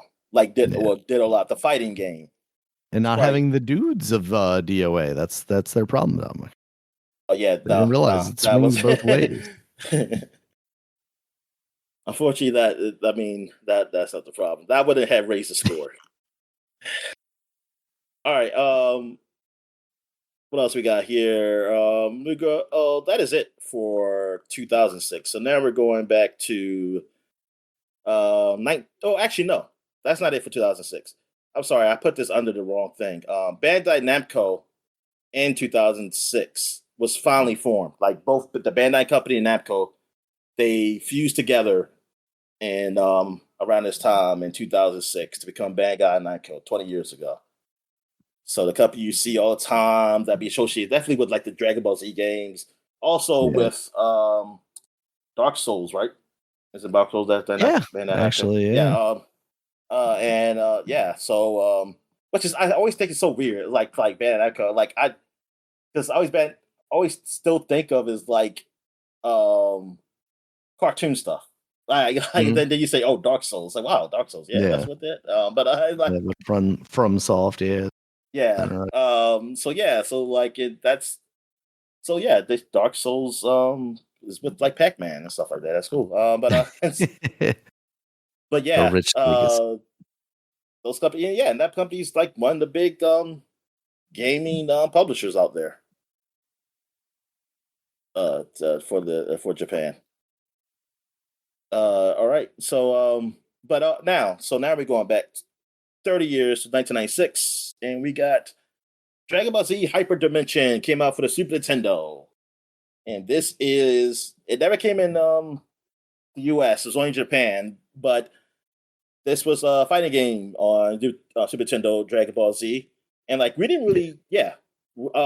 Dragon Ball Z, I don't know when it officially came to the US, but I know like we didn't definitely. This goes up. Starts from the Frieza saga to the Buu saga, and I know we didn't get past the Frieza saga No, until after like 2000. after 9/11. Uh, yeah, so yeah, like we didn't even know anything after that. Like they didn't even fight Frieza yet. Um, even then, like when I was in middle school. Yeah, So because like they we had didn't that in this. split where they ended before they had more translated issues when they were on Planet Namek, and then they came back with the different Krillin voice for the end of the Frieza saga. That's right. Yeah, and I mean I don't know when did I mean I think that was a lot of years later when they changed Vegeta's voice. I know it wasn't the same voice I Yeah, I heard think when that I was a was little bit young. later. Yeah, especially Apparently, now it when I first debuted with an English dub in September of 1996. The initial run was produced by Funimation and Saban, and then it came to Cartoon Network in 1998. So yeah, it probably would have been 98 before I was really paying much attention to it. oh well 98 that's seventh grade I think eighth to seventh grade. Yeah.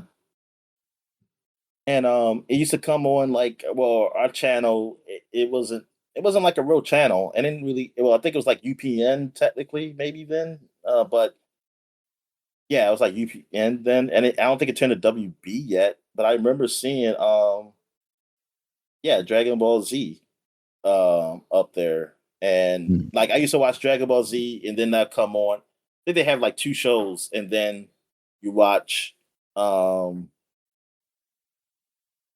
Beast Wars. Like, yes, to come on like Yeah. after.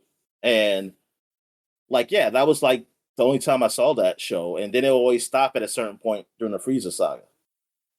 And yeah, that was in like yeah, middle school. Like I didn't know about Dragon Ball in like 96 at this time.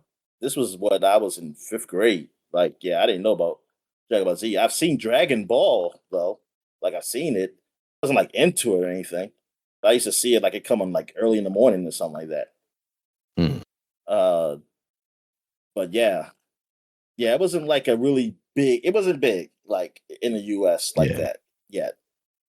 I By the time wouldn't this have game came played out, this but until at least like 98, 99, probably. And that was when I was starting to really get into the emulators, which I think really kicked off with Pokemon. and then remembering trying to play this and just like everything's in Japanese, so I didn't really know how to even like navigate the menus or do any of the cool It's moves. so I'm just funny. I'm like, looking at this I'm screen playing right here, Dragon but they Ball. got the names. Yeah, in English, yeah. Well, actually, I don't even know these are what's Benji? BG. So I don't even know what the hell that means anymore. I mean means really. So maybe that's a name maybe that's a created name. I don't know. It's like, yeah, that's not the names of the characters. Nah. So yeah, whatever. Uh but anyway, yeah. This is the fight. Yeah, so this is like basically for us, like it was emulators. Like people thought it was cool. Like, oh look, it's some Dragon Ball Z games that was on Super Nintendo, and people. I remember some guys talking about that and like I mean, they looked really playing, good. trying to. Yeah, they did. They did. They were all right. Like we didn't really get like a real Dragon Ball Z game over here until um was a Budokai, whatever it's called, like the fighting game Yeah. came like on the PS2, and I don't, yeah, and it came on the other consoles. I don't know if the sequel it was a sequel, sorry, the sequels on the consoles, or they got it too. Maybe everybody got Budokai. I'm not sure. I want to say, everybody did. But yeah, man, that was the first time, and I remember playing Budokai up there and not liking it as much. Yeah, because I was like, I don't like how like the floating. I mean, it just wasn't like it wasn't your traditional like fighting game feel to me. It was Yeah. kind of, it felt different than like, yeah, like Street Fighter or something. And I was like, I don't know, so I'm not feeling this. It's not even like Tekken or something like that. Even though it's like, yeah, it's just weird. But people like that. They like it like that. And hell, they even like it where you're all flying up in the air and stuff, man. They like it better than Fighter Z, which I say I call them weirdos. But it's like anyway, yeah. But not like I would rather have it like 2D. That's the thing. Yeah, I would rather 2D like this or like Fighter Z than the whole 3D thing. But it's like 3D fighting. 3D fighting was, yeah. I've learned like my friend, because he always even said like I like the 2D fighting better. I'm not into 3D. I mean, back in the day, and I thought like, man, whatever, man. Well, we ain't gonna have no more 2D fighters. We all going 3D. I think everything. I'm thinking everything's going 3D. Like go ahead, like so. I was just under the impression like, yeah, 3D is better. Virtual Fighter, Tekken, um, eventually like then you had what DOA, then you had Soul Calibur. Yeah, it's like I was just thinking like all those like everything was gonna be like a 3D fighter, but then I learned like, oh yeah, 2D fighting style is still a lot better. I mean, not that 3D should go away, but it's just it's a lot simpler to do of the 2D fighter. But hey, Tekken, I mean Tekken, well the last Tekken, this Tekken, I'm seeing a lot of hate for this one. But the last Tekken people did really like. Um yeah, so that's it, man. So I guess we'll take a quick break. When we get back, we get to the gaming news. All right. And we're back. So let's get to the gaming news. What we got, Dan?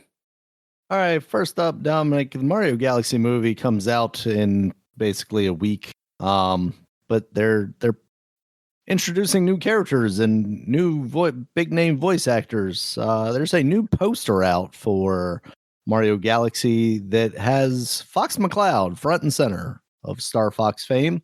Why are they still announcing people like a week before the movie? I don't know. They want this to be the summer event of the summer, Dominic. And I saw some people joking that, the voice should be Tom Cruise because, Top Gun. And then I saw somebody say Glenn Powell because Top Gun. And sure enough, a couple hours after I saw this poster, they announced that Glenn Powell was going to be the voice of Fox McCloud in the Mario Galaxy movie. Now, I wonder how big a role he's going to have. He is, I guess, technically in the galaxy because he's in space usually. Or if this is just going to be like a cameo situation. But yeah, this we had already seen like Rob the Robot. We had seen some Pikmin also talked about Oh, in the movie. you know what? I didn't see none of those because I haven't Oh looked at no, okay. I haven't looked at anything about the movie. I didn't. Yeah. Yeah, It all there are comes literally. across my feed. So they are just throwing a whole bunch of shit in there because they all Yep. can't be having parts like this. Yeah, no. They're just throwing everything in that movie. So yeah, it very much seems like we're on our way to a Smash Brothers movie. I can't help but wonder how long that's going to take them before they get there. I like this because I like Star Fox, and it's been kind of a while since we've gotten some real recognition. I really like the design of the fox on this poster. So if they're doing a game like they did, with Donkey Kong, they kind of had this redesign, and then all of a sudden, now he's got his own game. I'm hoping maybe, we get that to happen here as well, Dominic. There are some rumors flying around that we're going to see a new Star Fox this year. I want to. Yeah, the kind of infamous rumor guy Nate the Hate, who is usually he's hit or miss, but I think he's more hit than he is miss. Has basically leaked the entire Nintendo 2026 lineup. I don't know about the entire, but a good portion of it at least. Basically saying that we're going to get like a classic on rails style Star Fox this summer, as well as that Splatoon Raiders, which we already knew about, Fire Emblems, Fortune Weave. And I can't remember if we had heard about Rhythm Heaven Groove yet or not. And then a Switch sports game. So basically like Wii Sports, but for the Switch. We're going to be getting those. And then potentially a Ocarina of Time remake for the holiday of this year, which would explain why right now we don't really have a lot on the calendar. It is, the 40th anniversary of Zelda, so this would kind of be their big game for that. And along with that, because it's also the 40th anniversary of Metroid, potentially a Super Metroid remake. Now, I don't know that I've seen a Nate the Hate piece on that, but there's apparently a commenter on a YouTube video from like a week ago before Nate the Hate said all this stuff that basically said all this stuff, but in addition to that, a Super Metroid remake. That I am cautiously optimistic about. I just like Super Metroid so much that and because it's a pixel art game, the art style is it transcends time, unlike something like Ocarina of Time, where you could definitely see a even, not a cleaned up version, but it's very easy to translate that into better graphics. Whereas something like Super Metroid, you kind of have to have an intentionality to kind of keep the mood and the vibe of that game. You could very much directly port that into the Metroid Dread engine, but I really feel like that could be a step down if you don't give a lot more care and attention to it. That what is it? Mega Man 11 game. And make it look like that. Yeah, please don't do that. So that's what I'm a little apprehensive about. They did do the Link's Awakening thing. Obviously, I would hope they don't go that route with it. That doesn't have the same mood to it. But they did a fantastic job with that, technical things aside, which have now been resolved by, the Switch 2, thankfully. So hopefully we don't quite go that route with it. But at the end of the day, I try and keep in mind that, if this Super Metroid remake, if they do it, and it isn't what I hope it to be, there is always just that original game. They're not taking anything away from my enjoyment of that game by making this game if it's not great. Whereas if they do a really good job with it, then it's just another game that I can play. Because like Link's Awakening, the remake and the original, I still like playing both of those. They still have their own kind of unique places. But because that remake is such a direct continuation or a direct one-to-one to that original game, like I don't necessarily need that game outside of the nostalgia. With all that said, Nate the Hate also did mention expecting a 3D Mario in 2027, not this year, which would make sense because as we're talking about all this stuff, it now feels like a more developed year for Nintendo. Whereas right now it's like, well, what do they have? Pokemon's coming out next year. But when you talk about Ocarina of Time, a potential Super Metroid thing, the Fire Emblem thing, Splatoon Raiders, and it's like, okay, Star Fox, okay, they do have something to fill out this calendar year. What do you think, Dominic? If these rumors turn out to be true, is this a year you're looking forward to for Nintendo then? Trying to think. Ocarina of Time, maybe. And Star Fox. I mean, Star Fox, I can definitely see. But yeah, yeah. I mean, Star Fox, I can see the.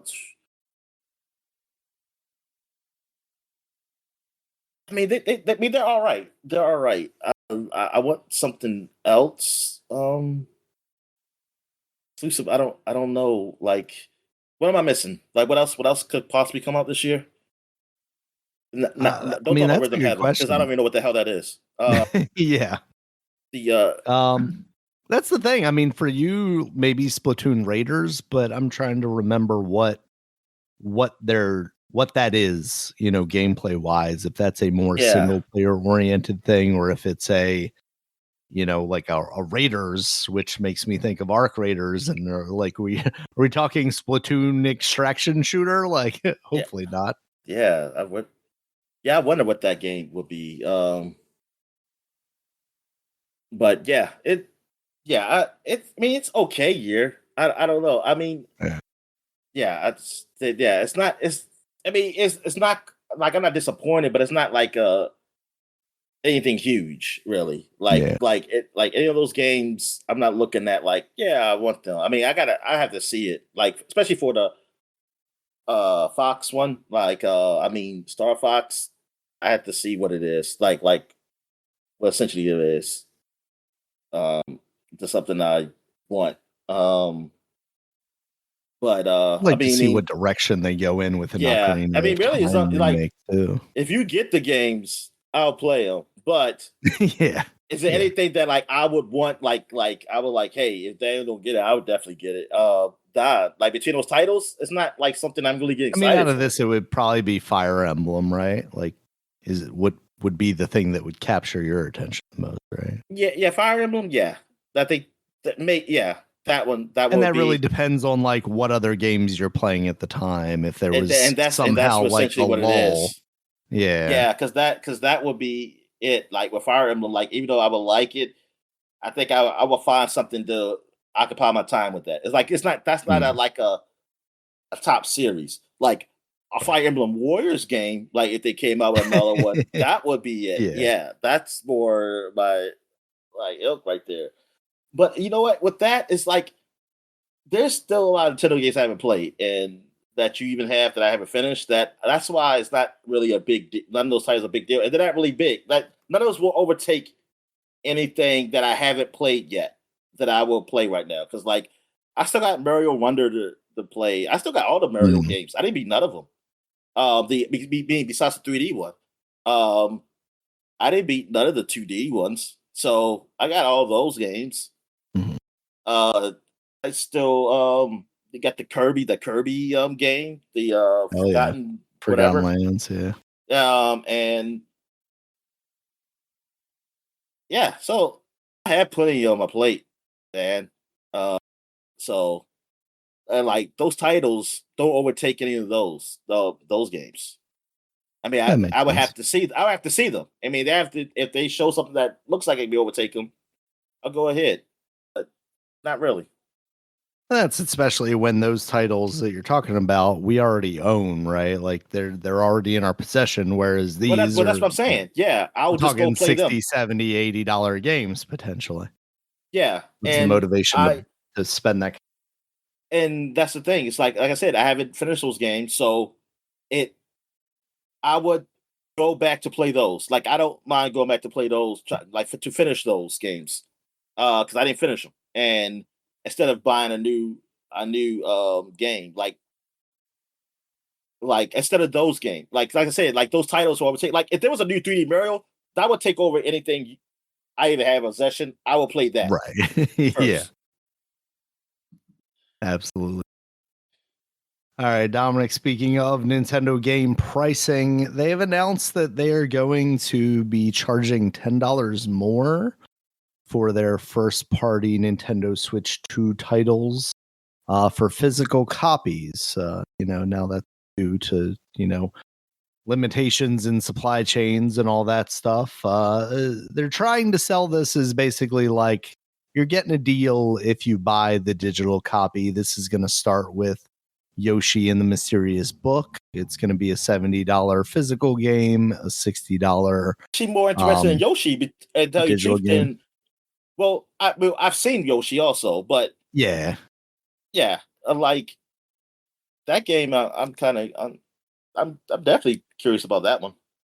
I'm curious about it. I'm just worried that it's going to be another, like, this is very much child oriented game, and there's not going to be any real challenge or, like, not even challenge, because I'm not looking for a hard, platforming game necessarily, but I need it to be engaging. I need it to do something for me.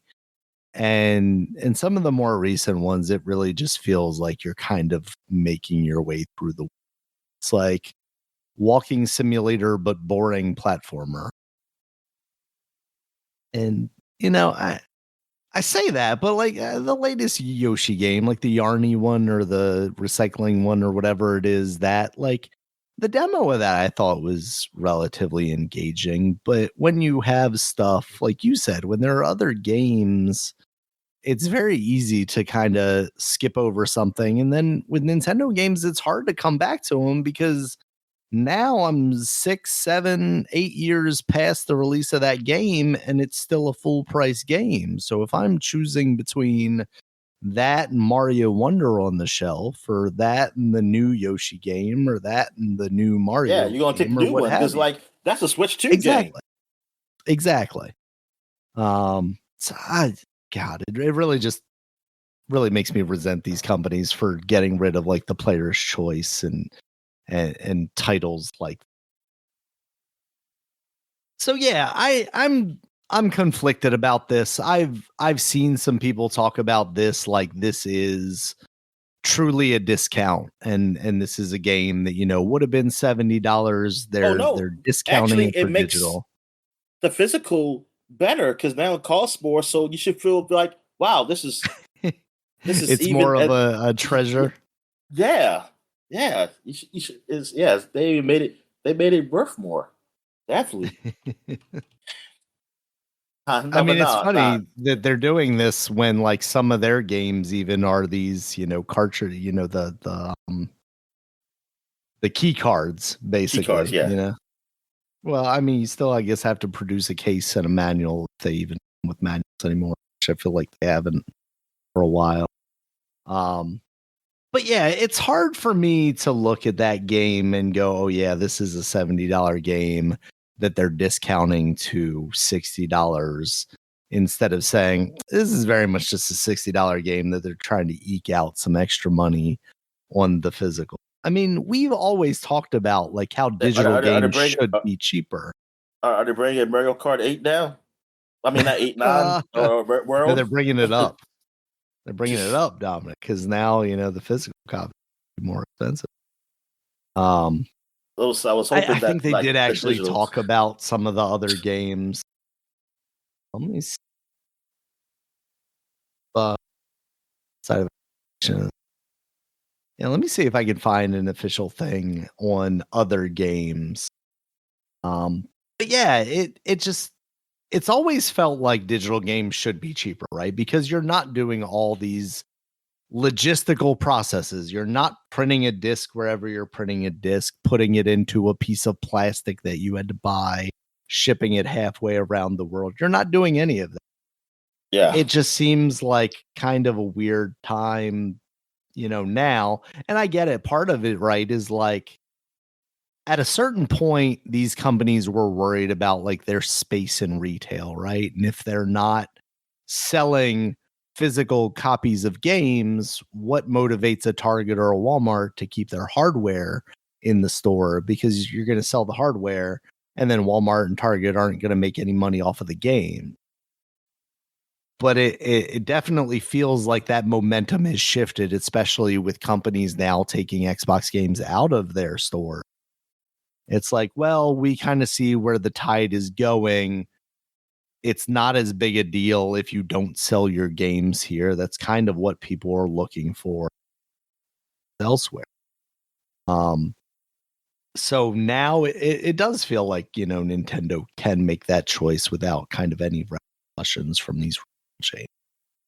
Yeah. But at the same time, all these corporations are just constantly digging us over so much that it's hard for me to look at this as like a glass half full situation where this is a minus $10 and not as a, well, screw the physical guys plus $10 to them, which, like, at the end of the day, I don't really care. But if you're trying to sell it as a discount to me, like, I don't want to get the wool pulled over my eyes, basically. I don't want to get Yeah. worked by these guys saying like, oh yeah, all these games are cheaper now. And it's like, oh, well, I'm going to go buy some more games now because they're cheaper. But I guess if you look at it, if I do look at it with, a generous eye, okay, we had kind of established that $70 was going to be the price of games going forward. And if you're now going to make this digital game $60, then I guess we are taking a step back, and this is a discount. I still feel like in a lot of ways this could be resolved by you lowering the price generally, Yeah. a Like couple of later. months or a year Yeah. after release. But I guess in the financial world At that least we're have in more now, sales. And I have some real sales that happen. exactly. Yeah. Some real sales. Yeah. Cause what do we get? Like $31 is kind of the cheapest thing that we ever see out of a Nintendo game nowadays. That's, um, but yeah. So if I'm going to be generous here, I'm going to say like, okay, Nintendo is moving us in this direction. I'd be interested to see if anyone follows suit or if this is partially because Nintendo's kind of catering to a different fan base, maybe trying to sell to more parents, so cheaper games are going to get them to buy their kids more games. Or is it because of kind of slumping Switch 2 sales? There's a lot of talk out there now that basically I think Nintendo's officially announced that they're cutting the production, of the Switch 2 down because they're just not moving as fast as maybe they had projected it. Yeah, I mean, you're selling a console into a world that doesn't really have a lot of money right now, and things are only getting more expensive. And now there's a very good chance, Dominic, that we're going to see a Switch 2 price increase very soon. And I wouldn't necessarily be, in your opinion, would you be more surprised if they announced the Switch 2 price increase before then kind of announcing the new games and getting kind of the anger out of people before then showing them off new games and going, oh, hey, this is why you should buy this? Or do you do it kind of around the same time and you say all these games that are coming out this year and then you go, yeah, but also it's going to be $50 more or 100. No, I you hope don't not say it at 100. all. You You don't show say all it. new Yeah, okay. games, just like you did with the Switch too. You don't say the price. You say everything that's It on just it. shows up on a website And somewhere. and just let it show up. It's just, but no, Yeah. man, I'm not gonna say surprise. Man, now, almost nothing surprised me now. Never thought with the stuff that's happened, man. Shucks. Like, yeah, I mean, either way wouldn't really be a surprise. But I would think you do it before, um, Mm. like or during, do it before or during, like Right whatever. in the middle of the show, go, hey, we're gonna have a new Star Fox, we're gonna have a Splatoon, also $50 increase. Hey, Dominic, maybe the price I will mean, go around the up same fifty time, like dollars. that, but yeah, but not like at the same time. But just like Yeah, they did with Switch 2, like I said, either just do it, but it's going to be around like around that time, either before or after. But it's very soon of you announcing some new games. But if they announce like new games and then announce it like so much later, I mean, yeah. I definitely ain't gonna like that. You That mean announce it, that but before the game, after the announcement, but before the game's release. It's like, yeah. get me excited about this game and then just dig me over. Um, Here's the compromise, Dominic. They're gonna increase the price by $50, but it's gonna come with welcome tour now. You're Oh, getting a that deal. is not no compromise, but That's because the Welcome Tour, compromise you're gonna get. I'm just saying, Welcome Tour, it isn't a Astrobot, right? I mean, it's not No, even. I mean, I think not it's at all all. right, but it's not an Astrobot. Yeah, now you pay for that. That's a bad thing. God darn. You pay for that and you didn't pay for Astrobot. Think about that. Yeah, that's what I'm saying. It's like it's one thing. Yeah, you can say $10 all you want, but Astrobot was free, Yep, and that's a lot of game there. I mean, that's that is. a for something that's just free. That is definitely very much like classic man. You actually get a solid pack in game. Whether it, because it was a lot about the history of the PlayStation and very self and indulgent, but at the and same and time, showing like, you what that was your cool. the PlayStation can do now, like or your Yeah. controller really, the controller, Mhm. what the possibilities that the controller can do now, and yeah, and Nintendo's thing is like, yeah, that's a nice, cool little thing, but that I should have to pay. You don't pay for something to tell me how like the different things you could do with the game. That doesn't make any Yeah. How sense. impressed I should be by the controller. Yeah. You shouldn't have to do that. All right, Dominic. So while we're talking about raising of prices, my line of questioning was related to this because now we've already seen Xbox raise their prices. We were kind of worried about Nintendo raising their prices post announcement, pre or post tariffs, pre launch. That actually didn't end up happening, although some of the hardware controllers and stuff did increase. Now here we are. Sony is increasing their pricing again, which previously just happened in August, which I kind of forgotten about. Talk about Because I wasn't that remembered so them doing like overseas? worldwide. It was Yeah. worldwide, or it was overseas, but they also did increase them in America. In What? August, finally, Oh, because how before much that it they had cost? increased. It was a $50 increase, I believe, on everything. Oh, so a PlayStation was 550. Yeah, I think that's what it was. Wow, I don't remember that. And I guess Because they I just was been looking, discounted on. somebody had I guess posted they've the been just kind been of his. discounted then on Amazon. I mean, I'm not Yeah, surprised Amazon did that, but I guess that's what they did. yeah. So now we are getting an additional increase. Um, all the way from the bottom, the PlayStation Portable is going to have a $50 increase. Oh, they And are that's just gonna raise going that from thing. what, 150 to That is 200? ridiculous. I mean, I don't care if you got those Um, updates in there. That's still not. it It's still basically a empty shell. I mean, you just is, yeah. You're right. yeah. All you're doing is just streaming from your PlayStation. Like you're not. I mean, now yes, you can do. Oh no, you got the cloud gaming. But like I said before, they don't allow you to play everything that comes with the cloud gaming though, Yeah. which doesn't make sense to me at all. Which doesn't make sense. Like I don't know how you gotta make like I need somebody to explain to me why that is a thing. Like this is a PlayStation console. Like me, it's a device. So why can't I just play everything on here? If it's just a streaming Yeah. device anyway, why can't I just play everything that streams? Like why I can only play God of War streaming on a PlayStation console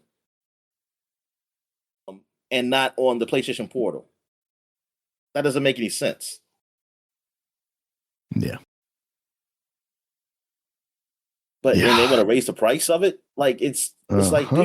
dude, what the hell? Yeah. So that's the smallest increase. The PS5, disc and discless, each of those is going to be raised $100. Oh And then the man, PlayStation Pro, Dominic, is getting $150 increase. It is going to cost $90 or $900 going forward. which reminded me how much the PS Pro cost because I totally forgot how Yeah. much that damn thing cost. Yeah, it was 750. I guess it's still worth it. Is it still worth it now too? No, because that's what a lot of I people said when they found out don't about know the if it was SSP worth it SSR. before. They said, "Oh, it's worth it now." It's like it's Oh definitely worth yeah, it because now. that's only available on the Pro, right? Yeah. Yeah, I'm like, okay. I mean, it does look good. I mean, it better look better, but I'm just thinking, like, wait a minute. So you bought this damn thing and didn't even have that before? What the? I mean, okay. Yeah. The promise that it will have it one day. Yeah, that is, yeah, whatever.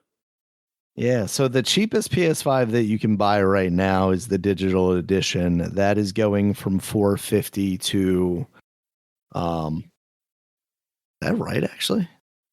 That doesn't seem right. 450 to $600. Where's the Yeah, official that's what I heard. announcement here? That's what I heard. I Okay. heard $600. Okay. Cuz that's a $150 increase too. Um Now the disc one is $100 increase. That's going from 550 to 650. Oh, wait Jeez, a minute. why So would you? wait a minute. See, that's why I'm confused because you telling me that. See, the prices I saw was 600. Like, because you telling me it raised $50, and the thing when I saw Well, somebody quoting prices. okay, so August 2025 it went from 499 to 550 and the digital went from 400 to 450.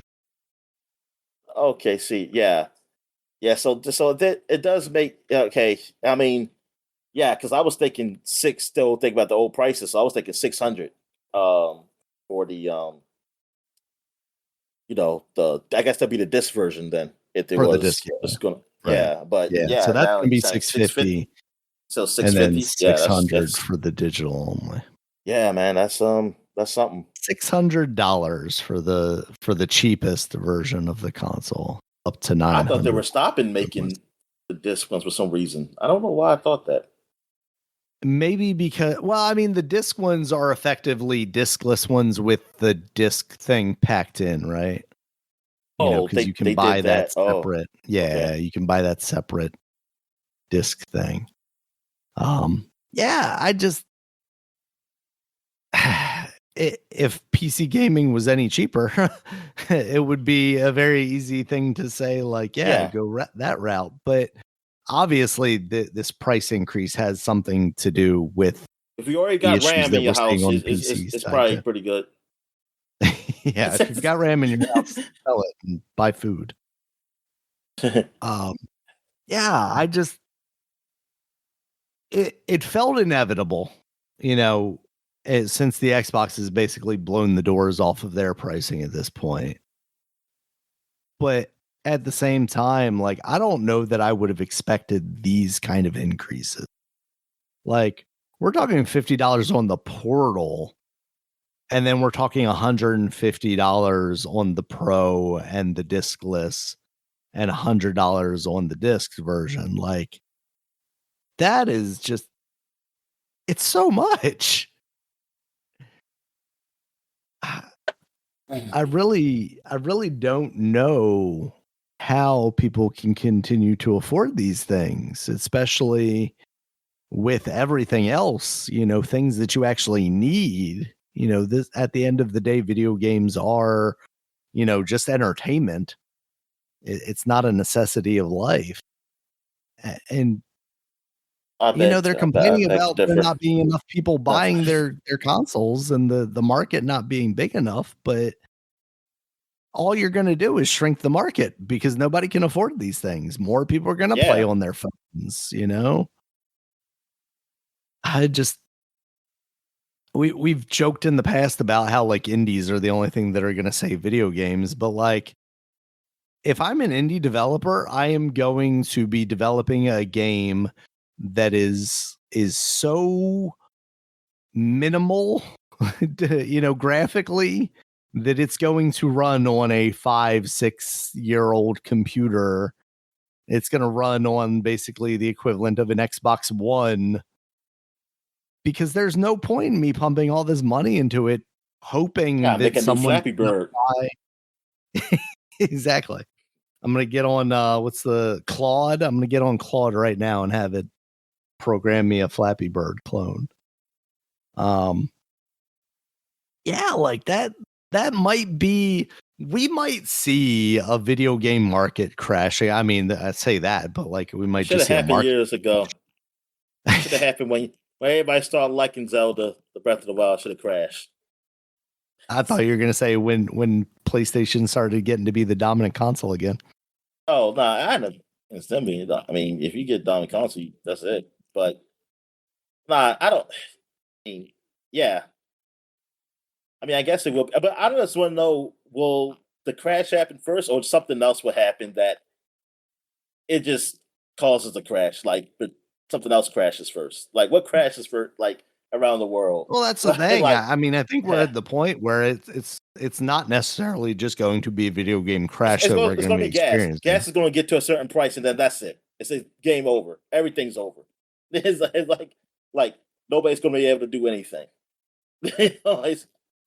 That's definitely the thing that's rushing up the most. I mean, at what point, and I don't think we're quite here yet, but at what point is it more expensive for me to fill up my tank and drive to work than it is for me to actually work and get, you know what I mean? Like, at what point do those two balance out? Like, it's going to cost me more money to go into work than I'm making.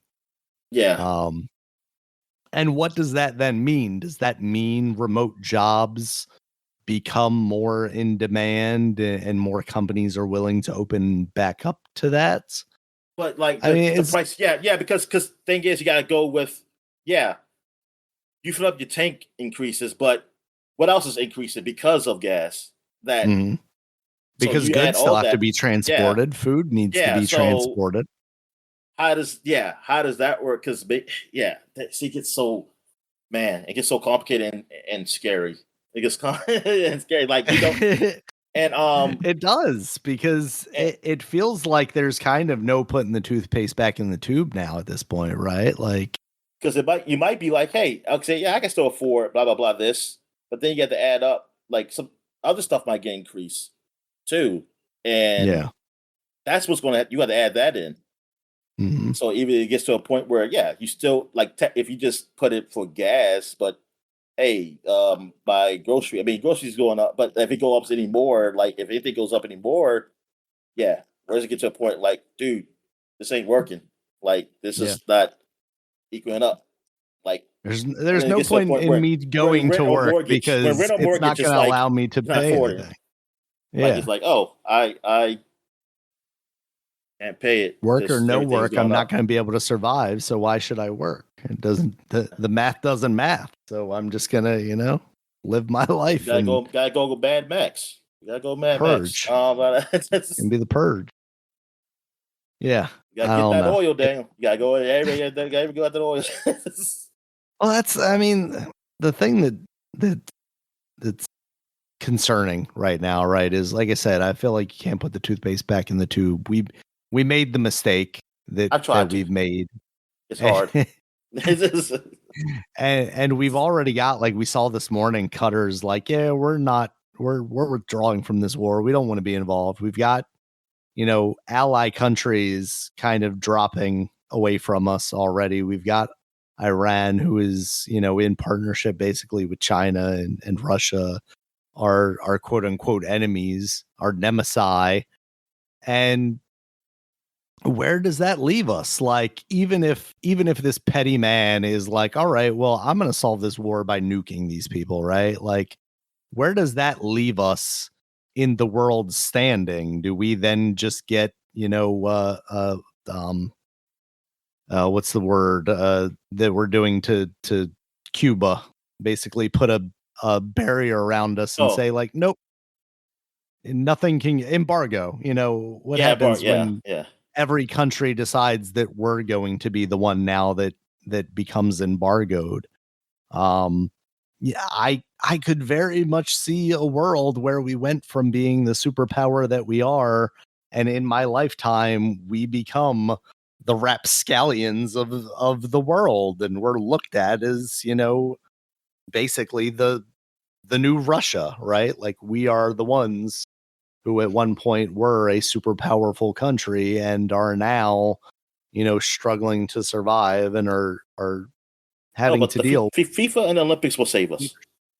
Oh yeah, okay. They're gonna take those away from us too, Dominic. They're gonna go, no, you can't have them.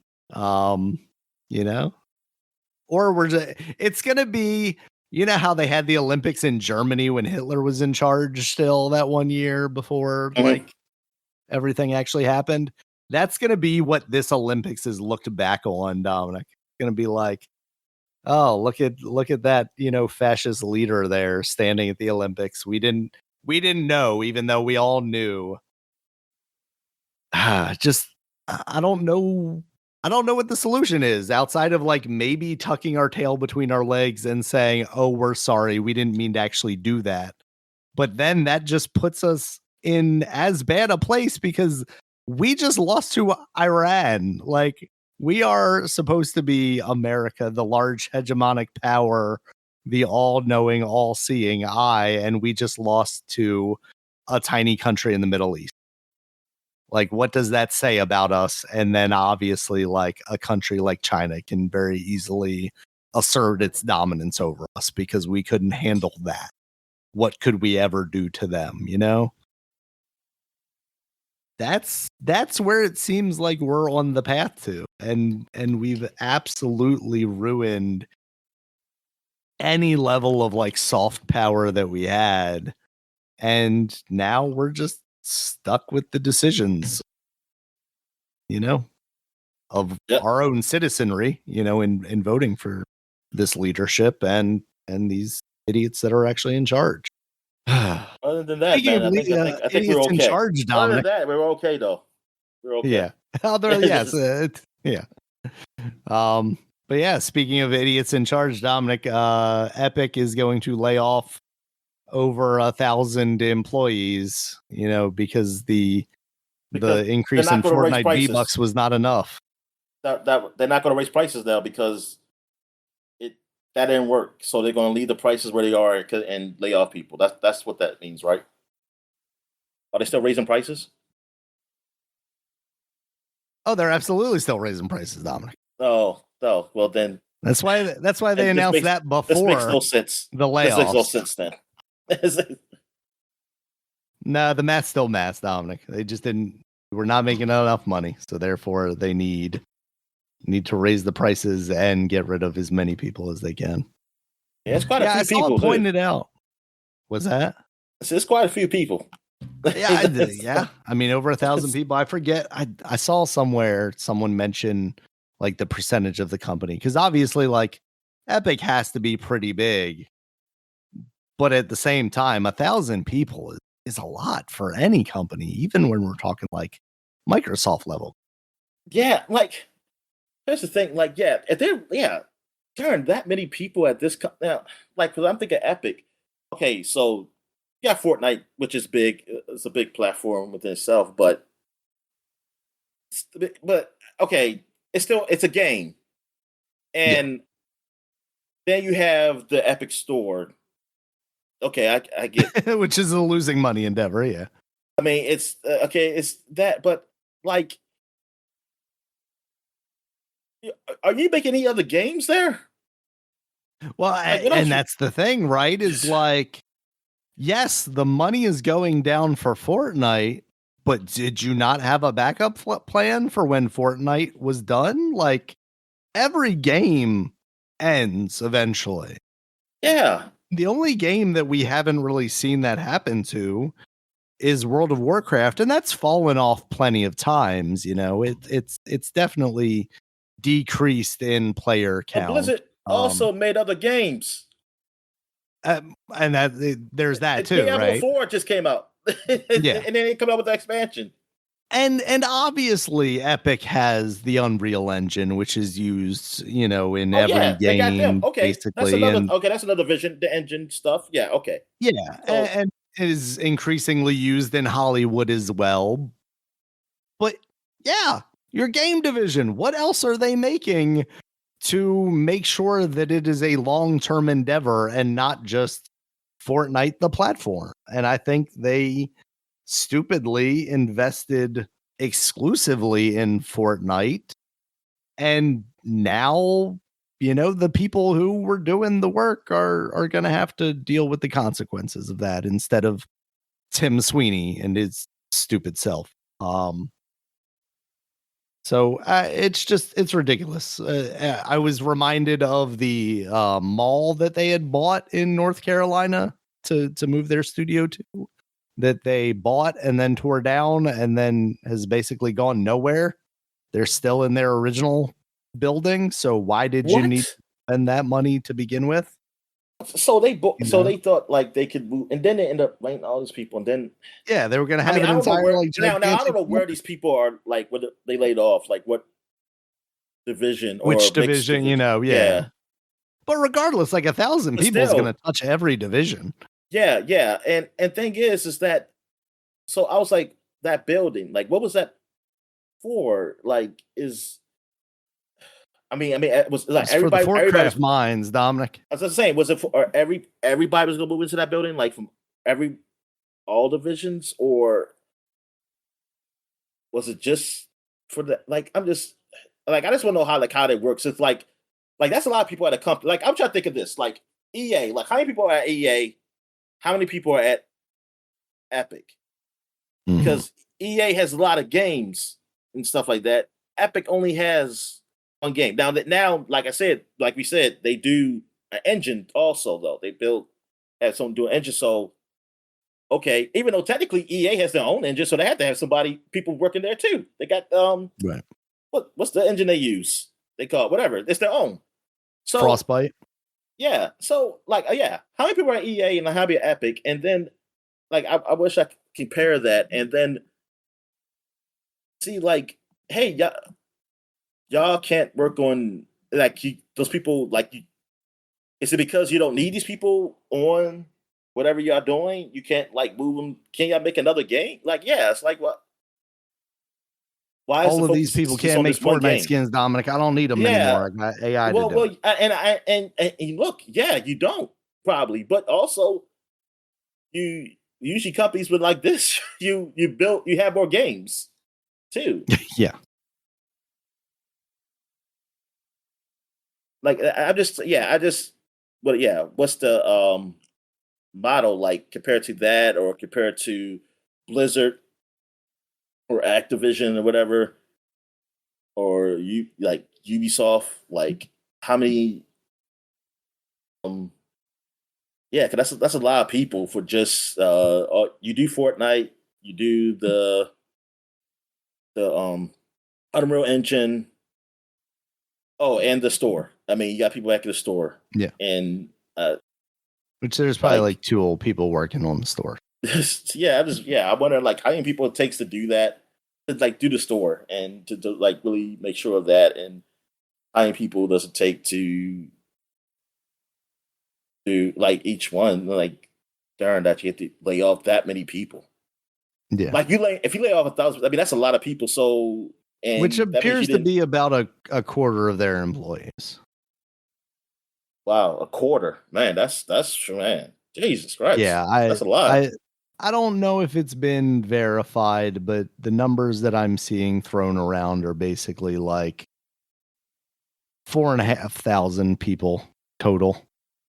Ooh. I mean, that's a lot of people. That's a lot. That's a big, like, I never thought of it that I would think you'll be.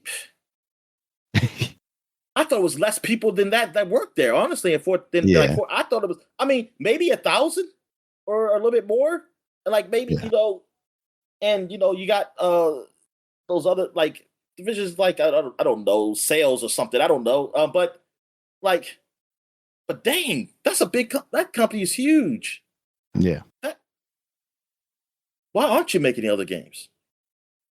like, wait a minute, Because how many of those Fortnite is where people? the money is coming from now, Well, Dominic, and and then I'm I guess the going other question to is, how many people are laser like focus. engineers or even developers or something? Like, how many people like I wonder, yeah, where's the workforce at? Like Yeah. maybe because I don't know how they could be like not enough people can make it the other game, and They have a they're all lot work of somewhere else. janitors, Dominic. Just a Yeah, lot of yeah, janitors. yeah, a lot of, like analysts and stuff like that. I don't know, like people. They have a lot of HR. They have a huge HR department. Like this, Yeah. a bunch of them. Just, I don't know. What? Darn, that's a lot of people. I mean, for a company that essentially only has one game. Yep. I mean, yeah, it's a huge game, but how Yeah, many? and again, like the engine is probably a good portion of their It's probably, business. and that's probably what it is. Yeah, More and more games are moving in their direction. For the longest time you had Unity as an option, and that's effectively gone out the window. So I feel like they have a significant market share. yeah, yeah. That's definitely. I just want to know like how. Actually, me, I'm just curious how that works. Like, with an engine, like you make the engine. Like, how many people does it take to make an engine, then to keep it going? And I would imagine me like, and I want to know, does time make it so that you need more people with the better engine or less people with the better engine as it already built? Like when it's That's a already good built, question. I or mean, I guess yeah, it's really what your goals are with it, right? Is it evolving the engine constantly, or is it just maintaining? that's true too. And then of course they're going to have a division where they people come up with ideas for the next thing, like in Yeah. the future. Yeah,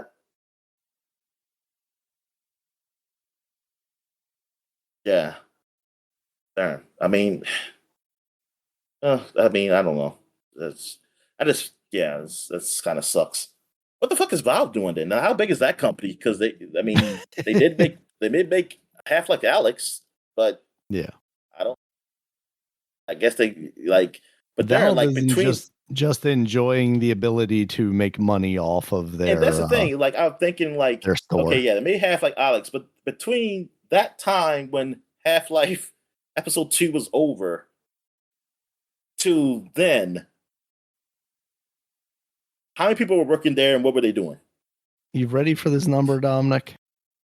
What? And now this is from the AI answer, but it's from a Tom's Hardware article, which is probably also an AI article. Um, but estimates that there are around 400 Valve? at Valve. Then that makes sense. Well, you know what? That sort of makes sense to me then. Does it? That I mean, for as like, because they don't do a lot of games, That's true. so Not releasing a lot of games, at least. like, Yeah. but yeah, I mean, what they worked on some VR stuff. Some people doing some. They got tech people there, like with the VR stuff. Like I said, they had some people do it half like Alex, so they're probably doing something else. They got people working for Steam, things of that nature. But then I look at Epic, which is a lot more than that. I mean, it is laid off more than what they have at Valve. Right. So I Um, guess, okay, I think I get you now. Like, you're saying that Valve, just the numbers in Valve make more sense than the numbers in Epic, not so much the numbers of people at Valve versus the number of people at Epic yeah, made sense, right? Okay. yeah, because it's like that's why I'm wondering. Is like, darn, what? Like, I guess that engine stuff. Because Valve have its own engine, but I don't Yeah, know. they've I got never heard Source of making a Engine. new one. They don't. I don't, Yeah. and like, I or mean, they they don't did have it. upgrade it not that long ago. There was Source 2 or Yeah, whatever, and but they at the they brought timetable for counters. that is probably it's their own. You know, like it's almost they're not in a rush. I mean, not so I don't mean rush, but like compared to Unreal, where Unreal is really trying to get out there for people to buy it. Right. Valve is it's almost like they're in their own world. I mean, like they just do it in their own time. Like, of course, yeah, they'll make a better Yeah. engine, but it's not like, oh yeah, this is there because I gotta get these other companies to buy it or something like that. I gotta get Mandalorian and Grogu filmed in a year, Yeah. and in order to do that, I gotta add volumetric lighting to the Unreal Engine or whatever. So I'm sure there's the any I don't know how they do that separating departments or whatever, but I'm sure gonna need more people for that. I'm curious how many people they would need for that, but it's just that it seems like it's a lot of people at that company for it just to be like Fortnite. That's it. Like that's the only game. Mhm. It's like, oh, you couldn't get squeezed no other game in there. Like that's what I'm saying. I'm thinking like, would you have to hire a lot more people to do another game, or Right. like like what's the why why did you have to get rid of this, or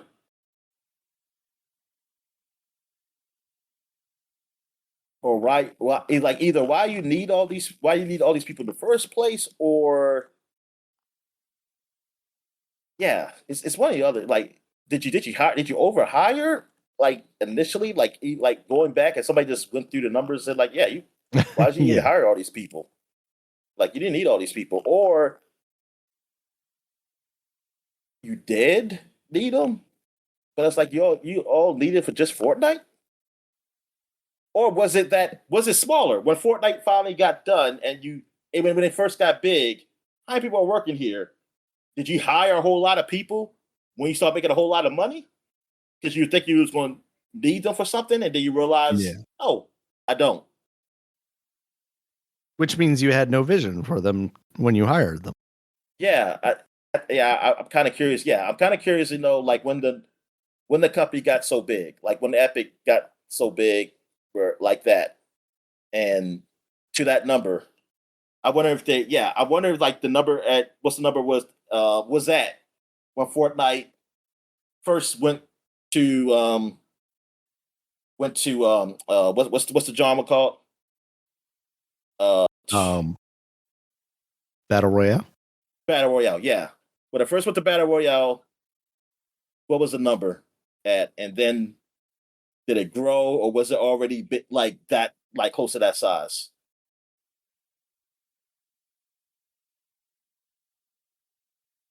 Because like after I guess Gears was really like the last big game they had really. But some of those I know some guys left, but I don't know like what was the size of the studio? What's the Mm. size of that studio and the size of Epic in general with the Unreal? Like I'm curious. Yeah, It's yeah. It would suck is that it's they hard to hired more a whole fathom. lot of people. Like after they got big, because then it's like, darn, you didn't know. That means you didn't know what you were going going for, or you thought, or what did you think you were going for? Like to hire that many people for one game, and now to laid off this many people. Yeah.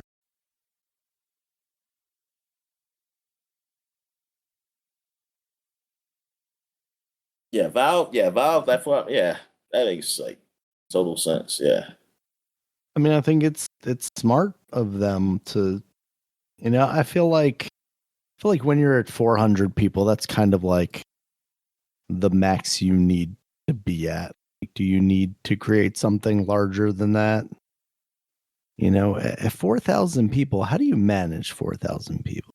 I mean, it obviously you is more. have That's the thing. That's how much they managers who frequently. manage managers who manage Yes, managers, and then you have yeah. Tim Sweeney all the way at the top. How do you are so disconnected from your company at that point, I feel like, and Like in a lot of I can ways, see reality. Activision and EA like years ago. Like they just said something like they lay off 4,000 people. I can see that happen because like, oh man, look at all the studios they got under them. It's like, Yeah. or like Microsoft the company, or Sony the company, or something. Like, look all the things they got under them.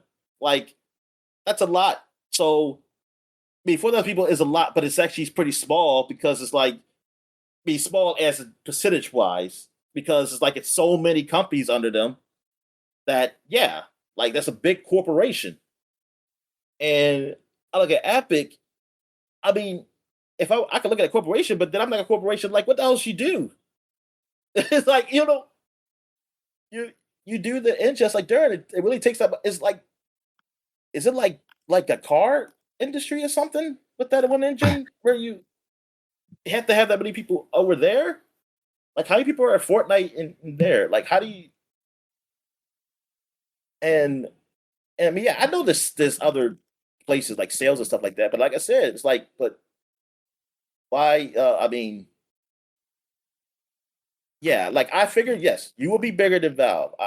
I definitely see that because you have a ongoing game which you're adding things to, like um and you have your Unreal Engine, but I'm like, does it have to be that many times bigger if you're not doing any other things there? Or maybe they are, Daniel, and we don't know what it is. They're it's some government secret or something. Maybe they're working some military shit over there too. We don't know about. I don't. I think we have some level of responsibility here, Dominic. Tim Sweeney was born in Potomac, Maryland. So I think one of our worst Well, technically, I'm a, I don't even know what the hell you call it, but a Norfolk Virginian. I don't know how No, you would say it. you A Norfolk Light. What they call it? Or Chesapeake. Well, Norfolker. Chesapeake, Virginia. Really, Chesapeake. I'm actually. I was just born. I was born here, and you're from the swamp in Florida. That's true. They, you're from the Everglades, but it's But as our adopted home here in Maryland, Dominic, yeah, I think we have some level of responsibility that we need to take for this man. yeah. McMaryland. And in Potomac that happened recently. I forgot what it was. I say, although Potomac is probably some of the worst of us anyway, so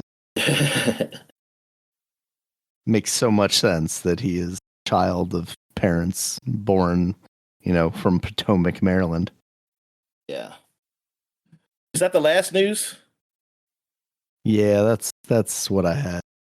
Oh, I got a On this. question. It's about the Grogu movie. Well, I mean it's really Okay, I about Disney. Like, is that that's the next Disney movie? think Or that's the next is there anything biggest between? Disney movie. Yeah, Okay.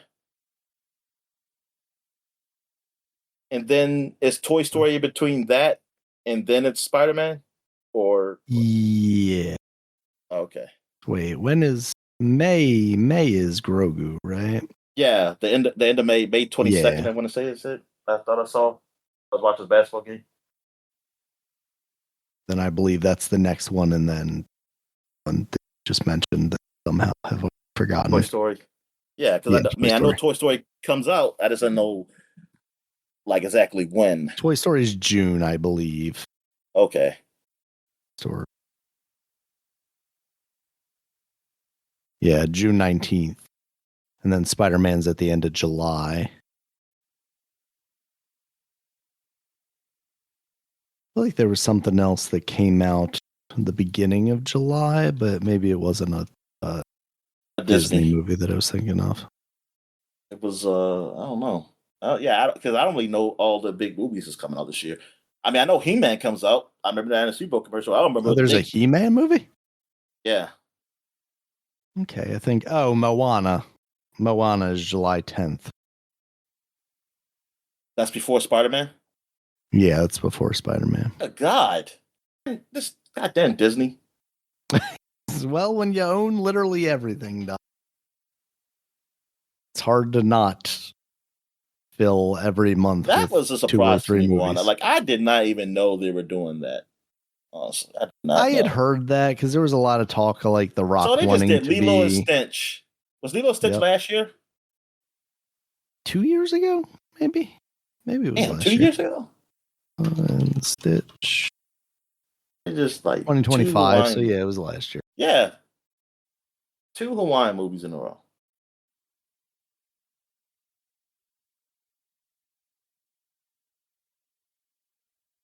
Well, it's like you said, Dominic. They had to get The Rock before he got too old, even though he already looks too old for that.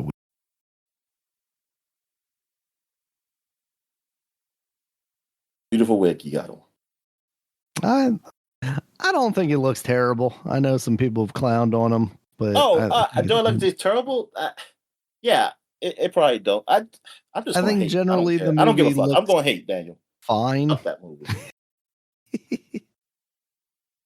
One of those things that like that movie don't need to be made. I'm pissed off. I'm just pissed off. No, it really doesn't, especially when it looks like such a direct. Well, they gotta do a Princess and a Frog movie now.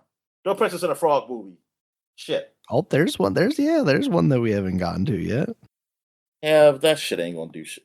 I mean, I don't even care about the sales on that. Thing is, I kind of want the movie to be made because it's gonna be.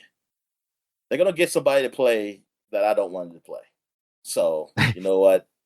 I'm just okay with them not doing it at all, and me just hating Disney for not having anything black. I just want them to do it before Keith David passes away, so that he can still be. Oh, he can still be the thing. Of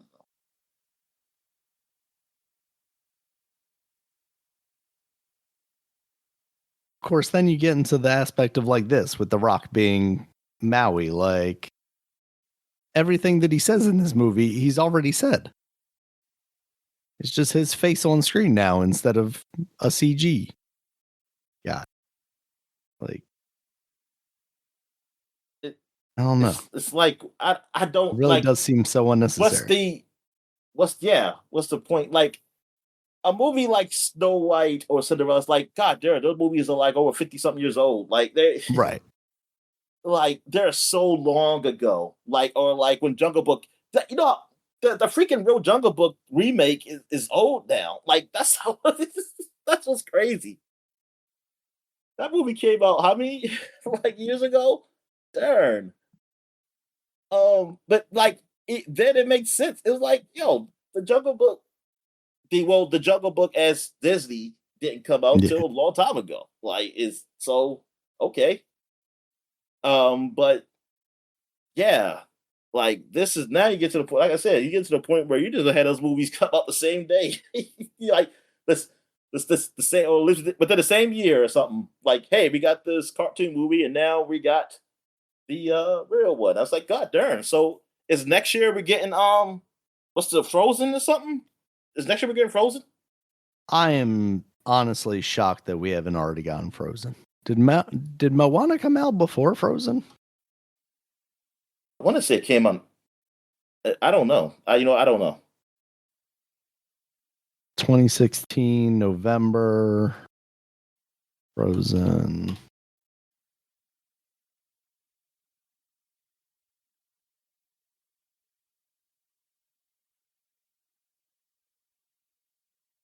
Yeah, Frozen came out before Moana, so I'm a little surprised that we haven't already seen a Frozen. I guess maybe because they were already in Hawaii filming Lilo and Stitch, so they said we was going to film. That's what it was. Film both of them down there. We're going to go to a different island. Film this.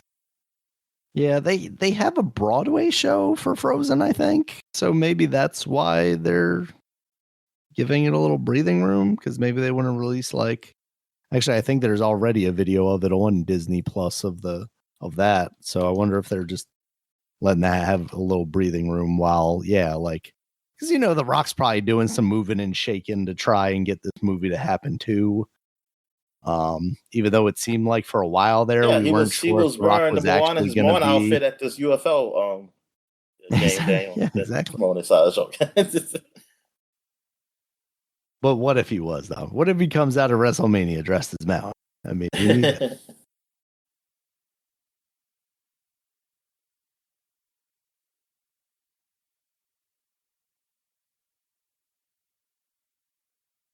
all right, man. Well, what's new releases? All right, let's get into new releases here, Dominic. First up, we have Life is Strange Reunion. That's now out on the PC, PS5, Xbox Series S and X. I haven't actually seen any reviews for this yet. Have you? Nah, I haven't. That's not promising to me. Everybody's playing Crimson Desert.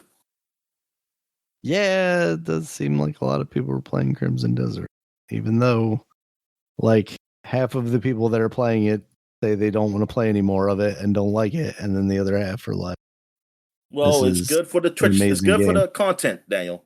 It's one of that's what it is. That game is a good content game. Is it? Like, no, What's it like because do? it's an open world game. You could do a lot of stuff, even if it's stupid Okay, you can just and kind of looks you can bad. make your own fun. Yeah, like you can really Okay. show off stuff to your viewers. Like I can see like That those makes people, especially with personality and stuff, like really do things with this game. And like that's what I see as like an easy content game. It's not really that. I mean, it's probably not fun really overall, but I think but it for the doesn't look good masses, too. for the masses though, like this type of game, you can people. There are people who are going to like it. I mean, people like any game, but I think for the masses, people can find some fun in this game. Like I'm not because I mean I'm gonna look at it as like there's other open world games I can play that's a lot better. Um, Mm. like, but there's gonna be people who this it's a new thing. Like and it's just in you. Like you got to play it. And I mean younger people like I see that like it's a new thing, new open world. It might not. It's good enough. Like you can ride a dragon and you can hit things to kill. Like I think as long as you have that working, it's like it's good enough. Like it's not horrible, but it's good enough. Yeah, yeah. Like It doesn't just look like any of the big sites have really reviewed Life is Strange Reunion yet, which feels weird. because they know it wasn't supposed to be a sequel to this. Daniel, your story ended with that first game. Nobody asked for that. Like it's I mean like reunion because thing is like no, it can't be a reunion. My what's her name? The girl who could die in the game. Chloe is the main Question. character, right? No, Chloe. That's Chloe. Okay. Well, see, my Chloe dies, and so you saying reunion? Are you telling me Claire died Necrophilia too? done. Then that's the only way they can have a reunion if she dies. I want you to change my story to make it so that she lived. What is her name? Max. Max is. Max. Okay. I know we've said Where did I Claire get in the Claire past. from? But yeah, Max. I don't know. Somebody's I feel named like Claire. I've said it before. I say like the voice actress name is Claire or something. Max Caulfield. Chloe. Something or other. All right, Dominic. Next Max. up, Screamers is the anime car racing drifting game. That I have seen some reviews for, and they're mostly okay. Okay. Why is it called Seems, Screamers? yeah. I said, why is it called that? Oh, why is it called that? Because everybody's just shouting while they're going around corners. Oh. No, I don't know. Probably some street lingo the kids are into nowadays. Yeah. But yeah, I mean, I'm thinking visually it like looks kind of cool. something scary or something. like No, it doesn't seem like anything like that to it. Yeah, it seems okay, but I think my understanding is like you use the left and the right stick to do like this kind of drift stuff around the corners, and that feels that probably someone imagined it would have. Yeah.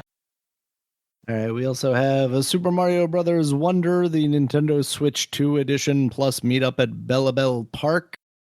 That's out now, so you got that stuff. Another one of those things, I wish Nintendo didn't lock some of these features behind this Switch 2 edition, essentially. Some of that stuff seems okay, and the DLC itself seems like more like multiplayer stuff that I'm not necessarily going to engage in. So I wish they had kind of an update and then here's some DLC. I wish it just added to that Switch on. I mean, you pay for it, you get it for free Yeah, thing. that would also be very nice. And then we have the Marvel Maximum Collection on the PC, Nintendo Switch, PS5, and Xbox Series X and S. And now you had informed me, which I didn't realize when we talked about it, I believe last week, that the only game in this collection that has online co-op and rollback netcode is the X-Men arcade game, Hey, Maximum tell me Carnage, what is Separation rollback netcode? Anxiety. What is that? It's basically like what people prefer for it's the best what we have now. It takes into account like lag and stuff to provide a better experience. So it came from the fighting game community more so than anywhere else, and then it has been adopted as basically like the best way of handling, connection issues and Oh, stuff. okay. It essentially like rolls back to a state where everything like synced up is my understanding. That's why they call it rollback netcode. But yeah, I didn't realize that. And for a collection that is mostly games that have multiplayer modes, to basically exclusively put one of your biggest features into just one of those games feels kind of lazy.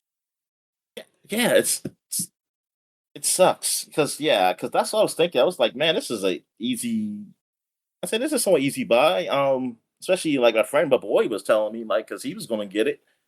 Right. I mean, he might have still got it. I mean, because like I said, I mean, it's still cool. It just sucks that like only one game out of all those games. Like that's what I was thinking. It's like, oh yeah, I can go play some co-op on these other games because yeah, some of those games they not. I mean, you play it a bit and that's it. Like and I mean, not only because it's short, it's probably sometimes some of these games is like, I don't really like them that much, but like playing with people, it does uh make it a lot more fun and more replayability with it. And Definitely. you, yeah, man, that's what was disappointing. I said, oh man, like I really wanted, like, yeah, those other games to be co-op, and that just kind of it sucks. Like it really sucks, and like especially if you think about, okay, if this is nostalgia, everybody who was there to play these games are grown adults, and now, hey, good for you that you can still go hang out with people to play those games, like couch co-op. Like Definitely. if you got that life, that's great. Good for you. But I'm sorry, most people don't. And it's like it's like you got, and even if you might even have time, doesn't mean the people in your house has time or like Yeah. you to have somebody come over or something, or like or vice versa. It's like, dude, come on. Uh, and look, and if the company and whoever made this game, I don't know whoever got it. Maybe they can't. They say, "Oh, we don't got enough people to support something like this." Darn, I mean, I guess that sucks. But also, can those companies find somebody else then who can who can? Can you hire one That's of the these thing. people from Epic to do this? Yeah. Just somebody support. Like let me just Here they're good at multiplayer. Maybe bring them in. and the thing is, I also got to think like, hey, if you can get the like I don't know what's behind the scenes. Like what is it like you can do X-Men but you can't get these other ones. I don't know. That's what confuses me because you have like these emulators, right? That you like illicit emulators that some just have that feature built in where it's basically like, oh, you can fake multiplayer, you can fake having people playing on the same couch together over the internet, and I can play separation anxiety with you over the internet. I need that's one If thing I you're need. I need Xbox, Nintendo, I PlayStation. mean, I even mean, Valve has that built in now, Nintendo ain't don't gonna they? do it until like 50 years or 100 years from whatever if We're Xbox dead. and PlayStation do it. But like to have what Valve have, to have that implemented into their like to have it implemented into the systems where they can, yes, you can play any game, even if if it's not made to be played online, we'll be able to. Like we will help provide that. Like that should be a thing. Like that should be a thing now. Like Yep. they should implement that, especially with the raising prices that you're doing with this. Like, come on, man. That should be a feature on those services you charge us. That like you have that, so we can do that. So people, yeah. So it helps the developers too. Like I said, yeah, it makes games like actually in more demand. It's like, oh crap, yeah, I can finally play those Lego games together and something like that. I can finally play with my son, who I only can see on certain days. That I can finally play with him online, even though now he's probably like 30 years old. Because I did that like 20 years ago, so it's too late. Now he hates me. And Like, Brenda took him over to Wisconsin. He lives there now. But yeah, man, it's that like I would say like in the new consoles that should be a thing. But now like man, I ain't gonna afford new consoles. But it should be a thing still because it's expensive. It'd be a thing now. Be a thing. Yeah, but I'm about to say, but they can do it now. Yeah, they can do it now. Yeah. I don't need a software thing. They could do that. I don't need no console. But I'm just saying that like that should just be a normal thing. But yeah, that should be an update in these consoles. That get on that, man. And I'm sure they talked about that. I mean, I'm sure it's there. And did he just do it?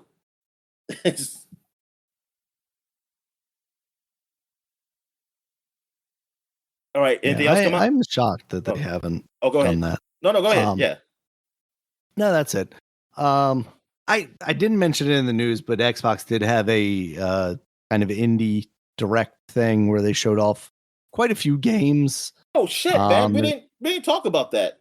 No, there was Super Meat Boy 3D. They showed that Life of Goldman game, which Super Meat Boy 3D is coming out like next week, and then that Life of Goldman game. That game just looks incredible every time I see it. Like every time they just keep doing more things. Yeah, I gotta look at that Life of Goldman because I think I missed that. But the Super Meat Boy, I mean, I didn't really play the game, but I know the appeal of it, and it looks pretty good. And it was pretty funny with that thing they had. The guy just get angry all the time. Yeah, the interstitials. That would have been me. That would have been me. And then and that's why I don't play the game. But about that robot game. I think was that the end of the show? I'm not sure. With the is that the robot with the little girl? Yeah. Okay. Like, what do you think of that game? Like it looks like it could be appealing, but it also look like it could just not be the great. It's like they didn't show enough. They didn't show enough gameplay to me. Yeah. It honestly, like outside of just like because the robot like turns around and does like a spider walk, I think at one point. It's kind of the only like image that's stuck in my head for that. And that wasn't gameplay. And that was exactly. Yeah. So yeah, it didn't really do much for me. There weren't too many games in this that really like stuck with me, I think, and that's part of why I forgot to mention it earlier. Oh, not the Expanse? The Expanse didn't stick with you? The Expanse does look good. I'm intrigued by it, especially because I was hearing some people compare it to Mass Effect. I mean that's what it looks like. Yeah. I mean yeah. As far as like the space, and then they say, oh, you got some dialogue choices and stuff like that. And that's yeah, and it definitely seemed like they tried to present it that way here as well. It's like I hope it's enjoyable, but I am getting so cynical, man, and like I just like it's like I can see it just not being good. Like I can see it like, man, this looks so good. Then we come out, you see the reviews, it is like 7s and 6s because I'm like, man, this is going to be Starfield, man, all over again. No,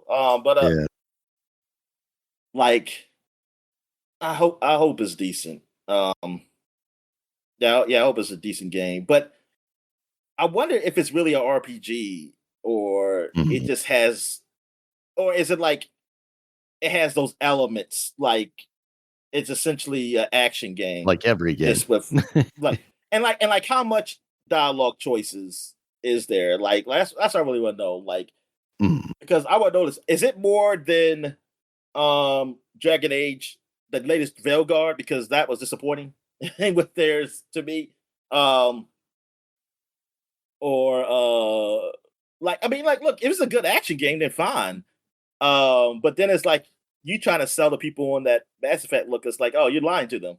You're lying because it's like people only got a few things you can choose. But yeah. I want to see some more of that game, like actual somebody playing it, like to know how works, like how that goes. When is that game supposed to come out? When is that? Let's Damn, man, these games and girls, man. Like if you're the number one seeds are just going That's coming down.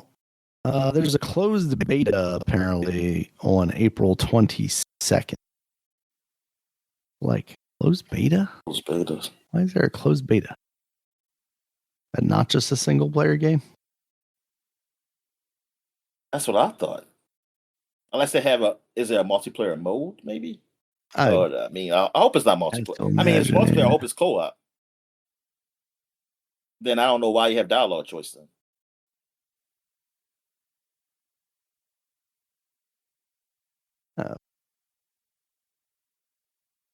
Oh, spring of 2027. Oh, but then I don't give a damn about this game. All right. No offense, but I'm We'll trying see to if we just, make it that far. yeah, I was about to say. Yeah, like I don't like that's too far. That's too far ahead, man. I ain't thinking that far ahead. I mean, not for games anyway. Yeah. So what else is coming out this year? They showed because I can't. Those are the only games I really could remember. And Yeah. honestly, I don't think I watched the whole show anyway. I mean, I think I There's was like Alien kind of Death fast forward through it. Storm. Artificial Detective is the one you were talking. Yeah, artificial detective. Yeah, Uh, very basic title. yeah, there's a lot of very generic. Oh, Dominic, the Bluey game. Bluey Oh Happy yeah. Snap. Oh well, yeah. I saw that on that guy's show. He showed it off. So Oh hey, yeah, he did. Yeah, he should. that yeah, that's I good for don't know me. what that game is, to be honest with you. It kind of makes me think it's supposed to be like a Pokemon Snap kind of thing. Like you're just exploring these environments and then you take pictures It's the show, and then Daniel. maybe you That's what can it is. color them in too. But what's that? I say it's the show. Yeah. The Bluey game. It's just a show, Yeah. and you just pretend you're playing. There you go. Dispatch is coming to the Xbox finally. Yeah, like I said, Life Goldman looks incredible. Like they've got Okay, what's it called again? Life Life Goldman. of Goldman, Oh, the one where you're the old man with the cane and you're that. Oh, you yeah. talk about yeah, up. Oh, Yes, that. yes, Yeah. up. Oh yes, I see Intense that. up. Yeah. Yeah, that game looks even more incredible this time. Never mind. That's not the up game. This ain't the up game. It's another old. They had That's two old man games in this show. the There was an old man game that was up. Basically, you saw yourself as a young man, Oh, okay, and yeah, then you that's forever ago. Yeah. yeah, that's up. Okay, this is different. Yeah, that's Definitely. an Annapurna.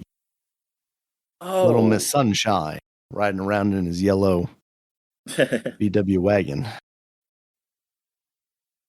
yeah. The Goldman. I ain't never seen this game before. It does look pretty good.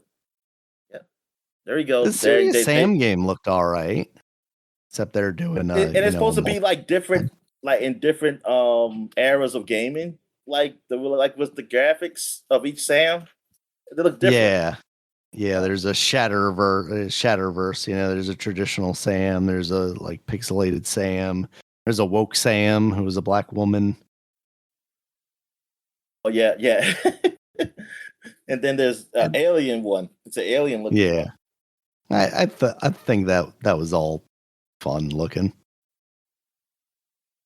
But it's a four But player, they hit in a online. different market, Daniel, with this senior protagonist here. Like these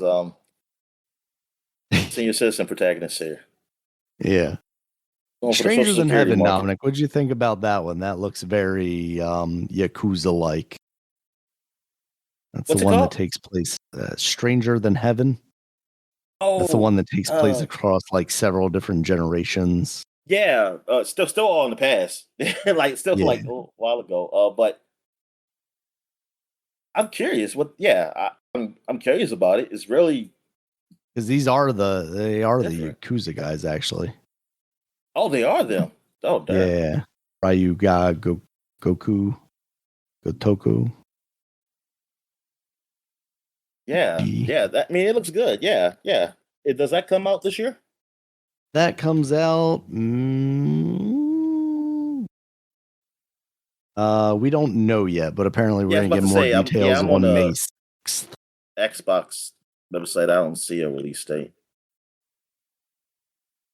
Yeah, it says a special It's look at interesting Stranger because I Than don't know anything Heaven. about Japan in these eras, except for, I mean, even World War There were II. I don't know what dragons the hell back was then. going. I don't know what it looked like in Japan in World War II. I just know about what they look like dropping bombs on us.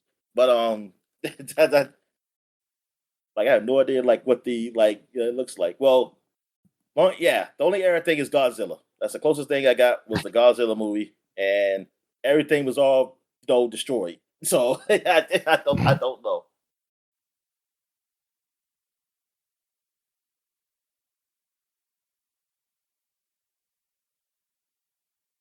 Anything else? It looked interesting. That was kind of the kind of stuff I saw. Grave Seasons.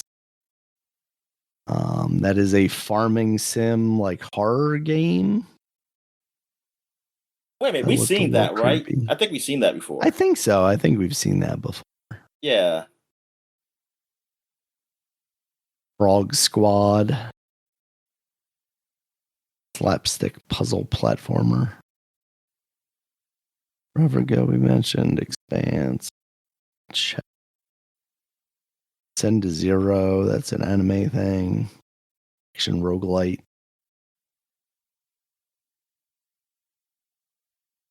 Yeah, one of those they look like a gotcha game. I don't know if it really is, but it looked like it. That's the Withering Waves one, I think. Yeah. Yeah, that one's very much. I think it is one of those types. Okay. Yeah. And then Hades 2 is also coming to finally. I did not know it wasn't. Yep. I- like that, I and think it then yeah, started as Switch 2 or Switch and PC only, and then eventually came to PlayStation, and now is eventually coming to. and Bozeman mentioned something like, yeah, I was thinking the same thing that Bozeman said on his YouTube channel because I was like, I never look at this woman like this. They got her like naked, Oh yeah, or with like I was like, putting their shirt what? on. I said, why? Yeah, I was like, there's nothing like playing the game. They don't do nothing like that. That's what AI told Asha Sharma she needed to put in the trailer to make it go over on Or Xbox. well, technically, no. I would say this. Technically, she does get that when they get into the pool. Like it's an area where you Yeah. can relax.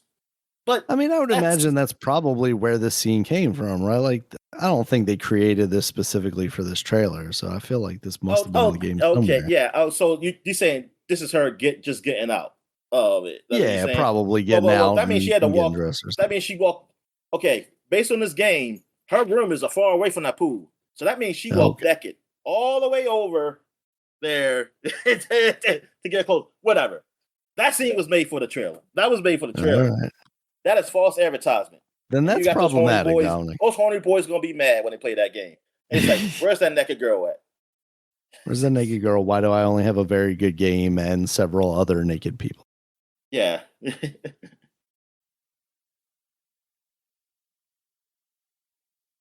Yeah, because this I'm like, wow. It's like and like even the when they get into the stuff, like they don't show them get in. They go black screen and they all you do is see the shoulder. So it's like, Yeah. yeah, it's like yeah. You didn't have to sell that game on that, but maybe you did. I don't know. But I'm happy I'm not you saying. did. You know what? If that's what you have to do, I guess go for it. It just, yeah, it's just that like I never, yeah, like, huh, okay, yeah, it's like yeah, that's what they're going for. All right, It's not like particularly tasteful. I mean, yeah, I mean it's not bad or anything. It's just that I'm like, damn, it's like that game doesn't really do that now. Like the close, I'll just say Aphrodite, like yeah. Now she Yeah. is. They could have showed her or something.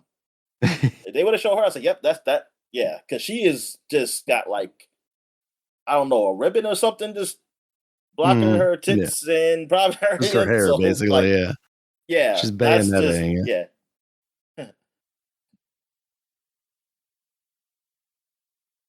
She was in the first game too, right? Or Yeah.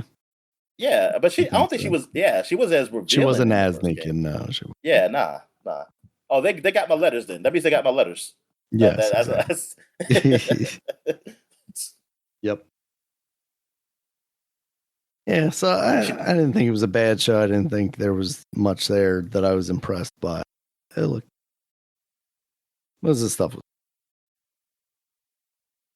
All right. Yeah, it was all right. Yeah, it was actually yeah, actually the show was good. I mean, I like it better. I mean, I think it was a done show. I mean, better actually better than their developers direct one, which I just because of the staleness of like I mean not staleness, the them reading off a script thing. I don't Yeah, like that.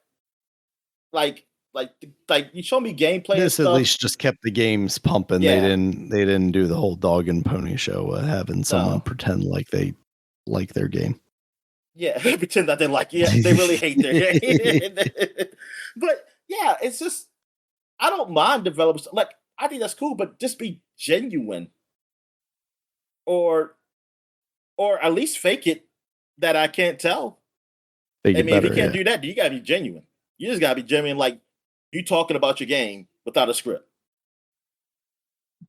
exactly. or you practice enough to sound genuine. Like it's or yeah, oh hell, I don't know what you really your actors mean. The real developers are. You get an actor to play you. Talking about the game.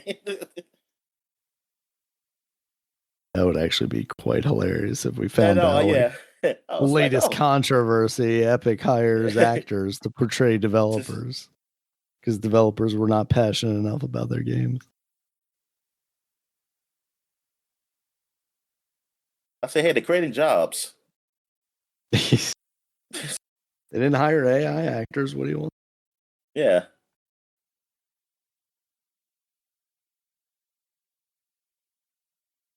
All right, man. Oh, damn, Orioles game on. All right, anything else? Oh, geez, yeah, it is that late. Nope, that's it for me, Dominic. Anything else for the people before we get it out of here? Nah, man. I think I'm good. All right. Thank you guys as always for listening. You can check us out on Twitter. Dominic's at DStalworth5. I'm at Regulus MB. The podcast is at SupaPod. SupaPod. You can check us out on Blue Sky as well at superpod.com, at regulusmb.sky.social, and at DinoMan at DominicStallworth.bluesky.social. We also have a website where you can find all of our previous podcasts, as well as links to all the places you can find us, including YouTube, where there's a video version of this podcast, as well as all the audio places like YouTube Music, iTunes, Spotify, Amazon Music, Audible, and any other place you might find an audio podcast. Until next time, guys, talk to you later. All right, see you.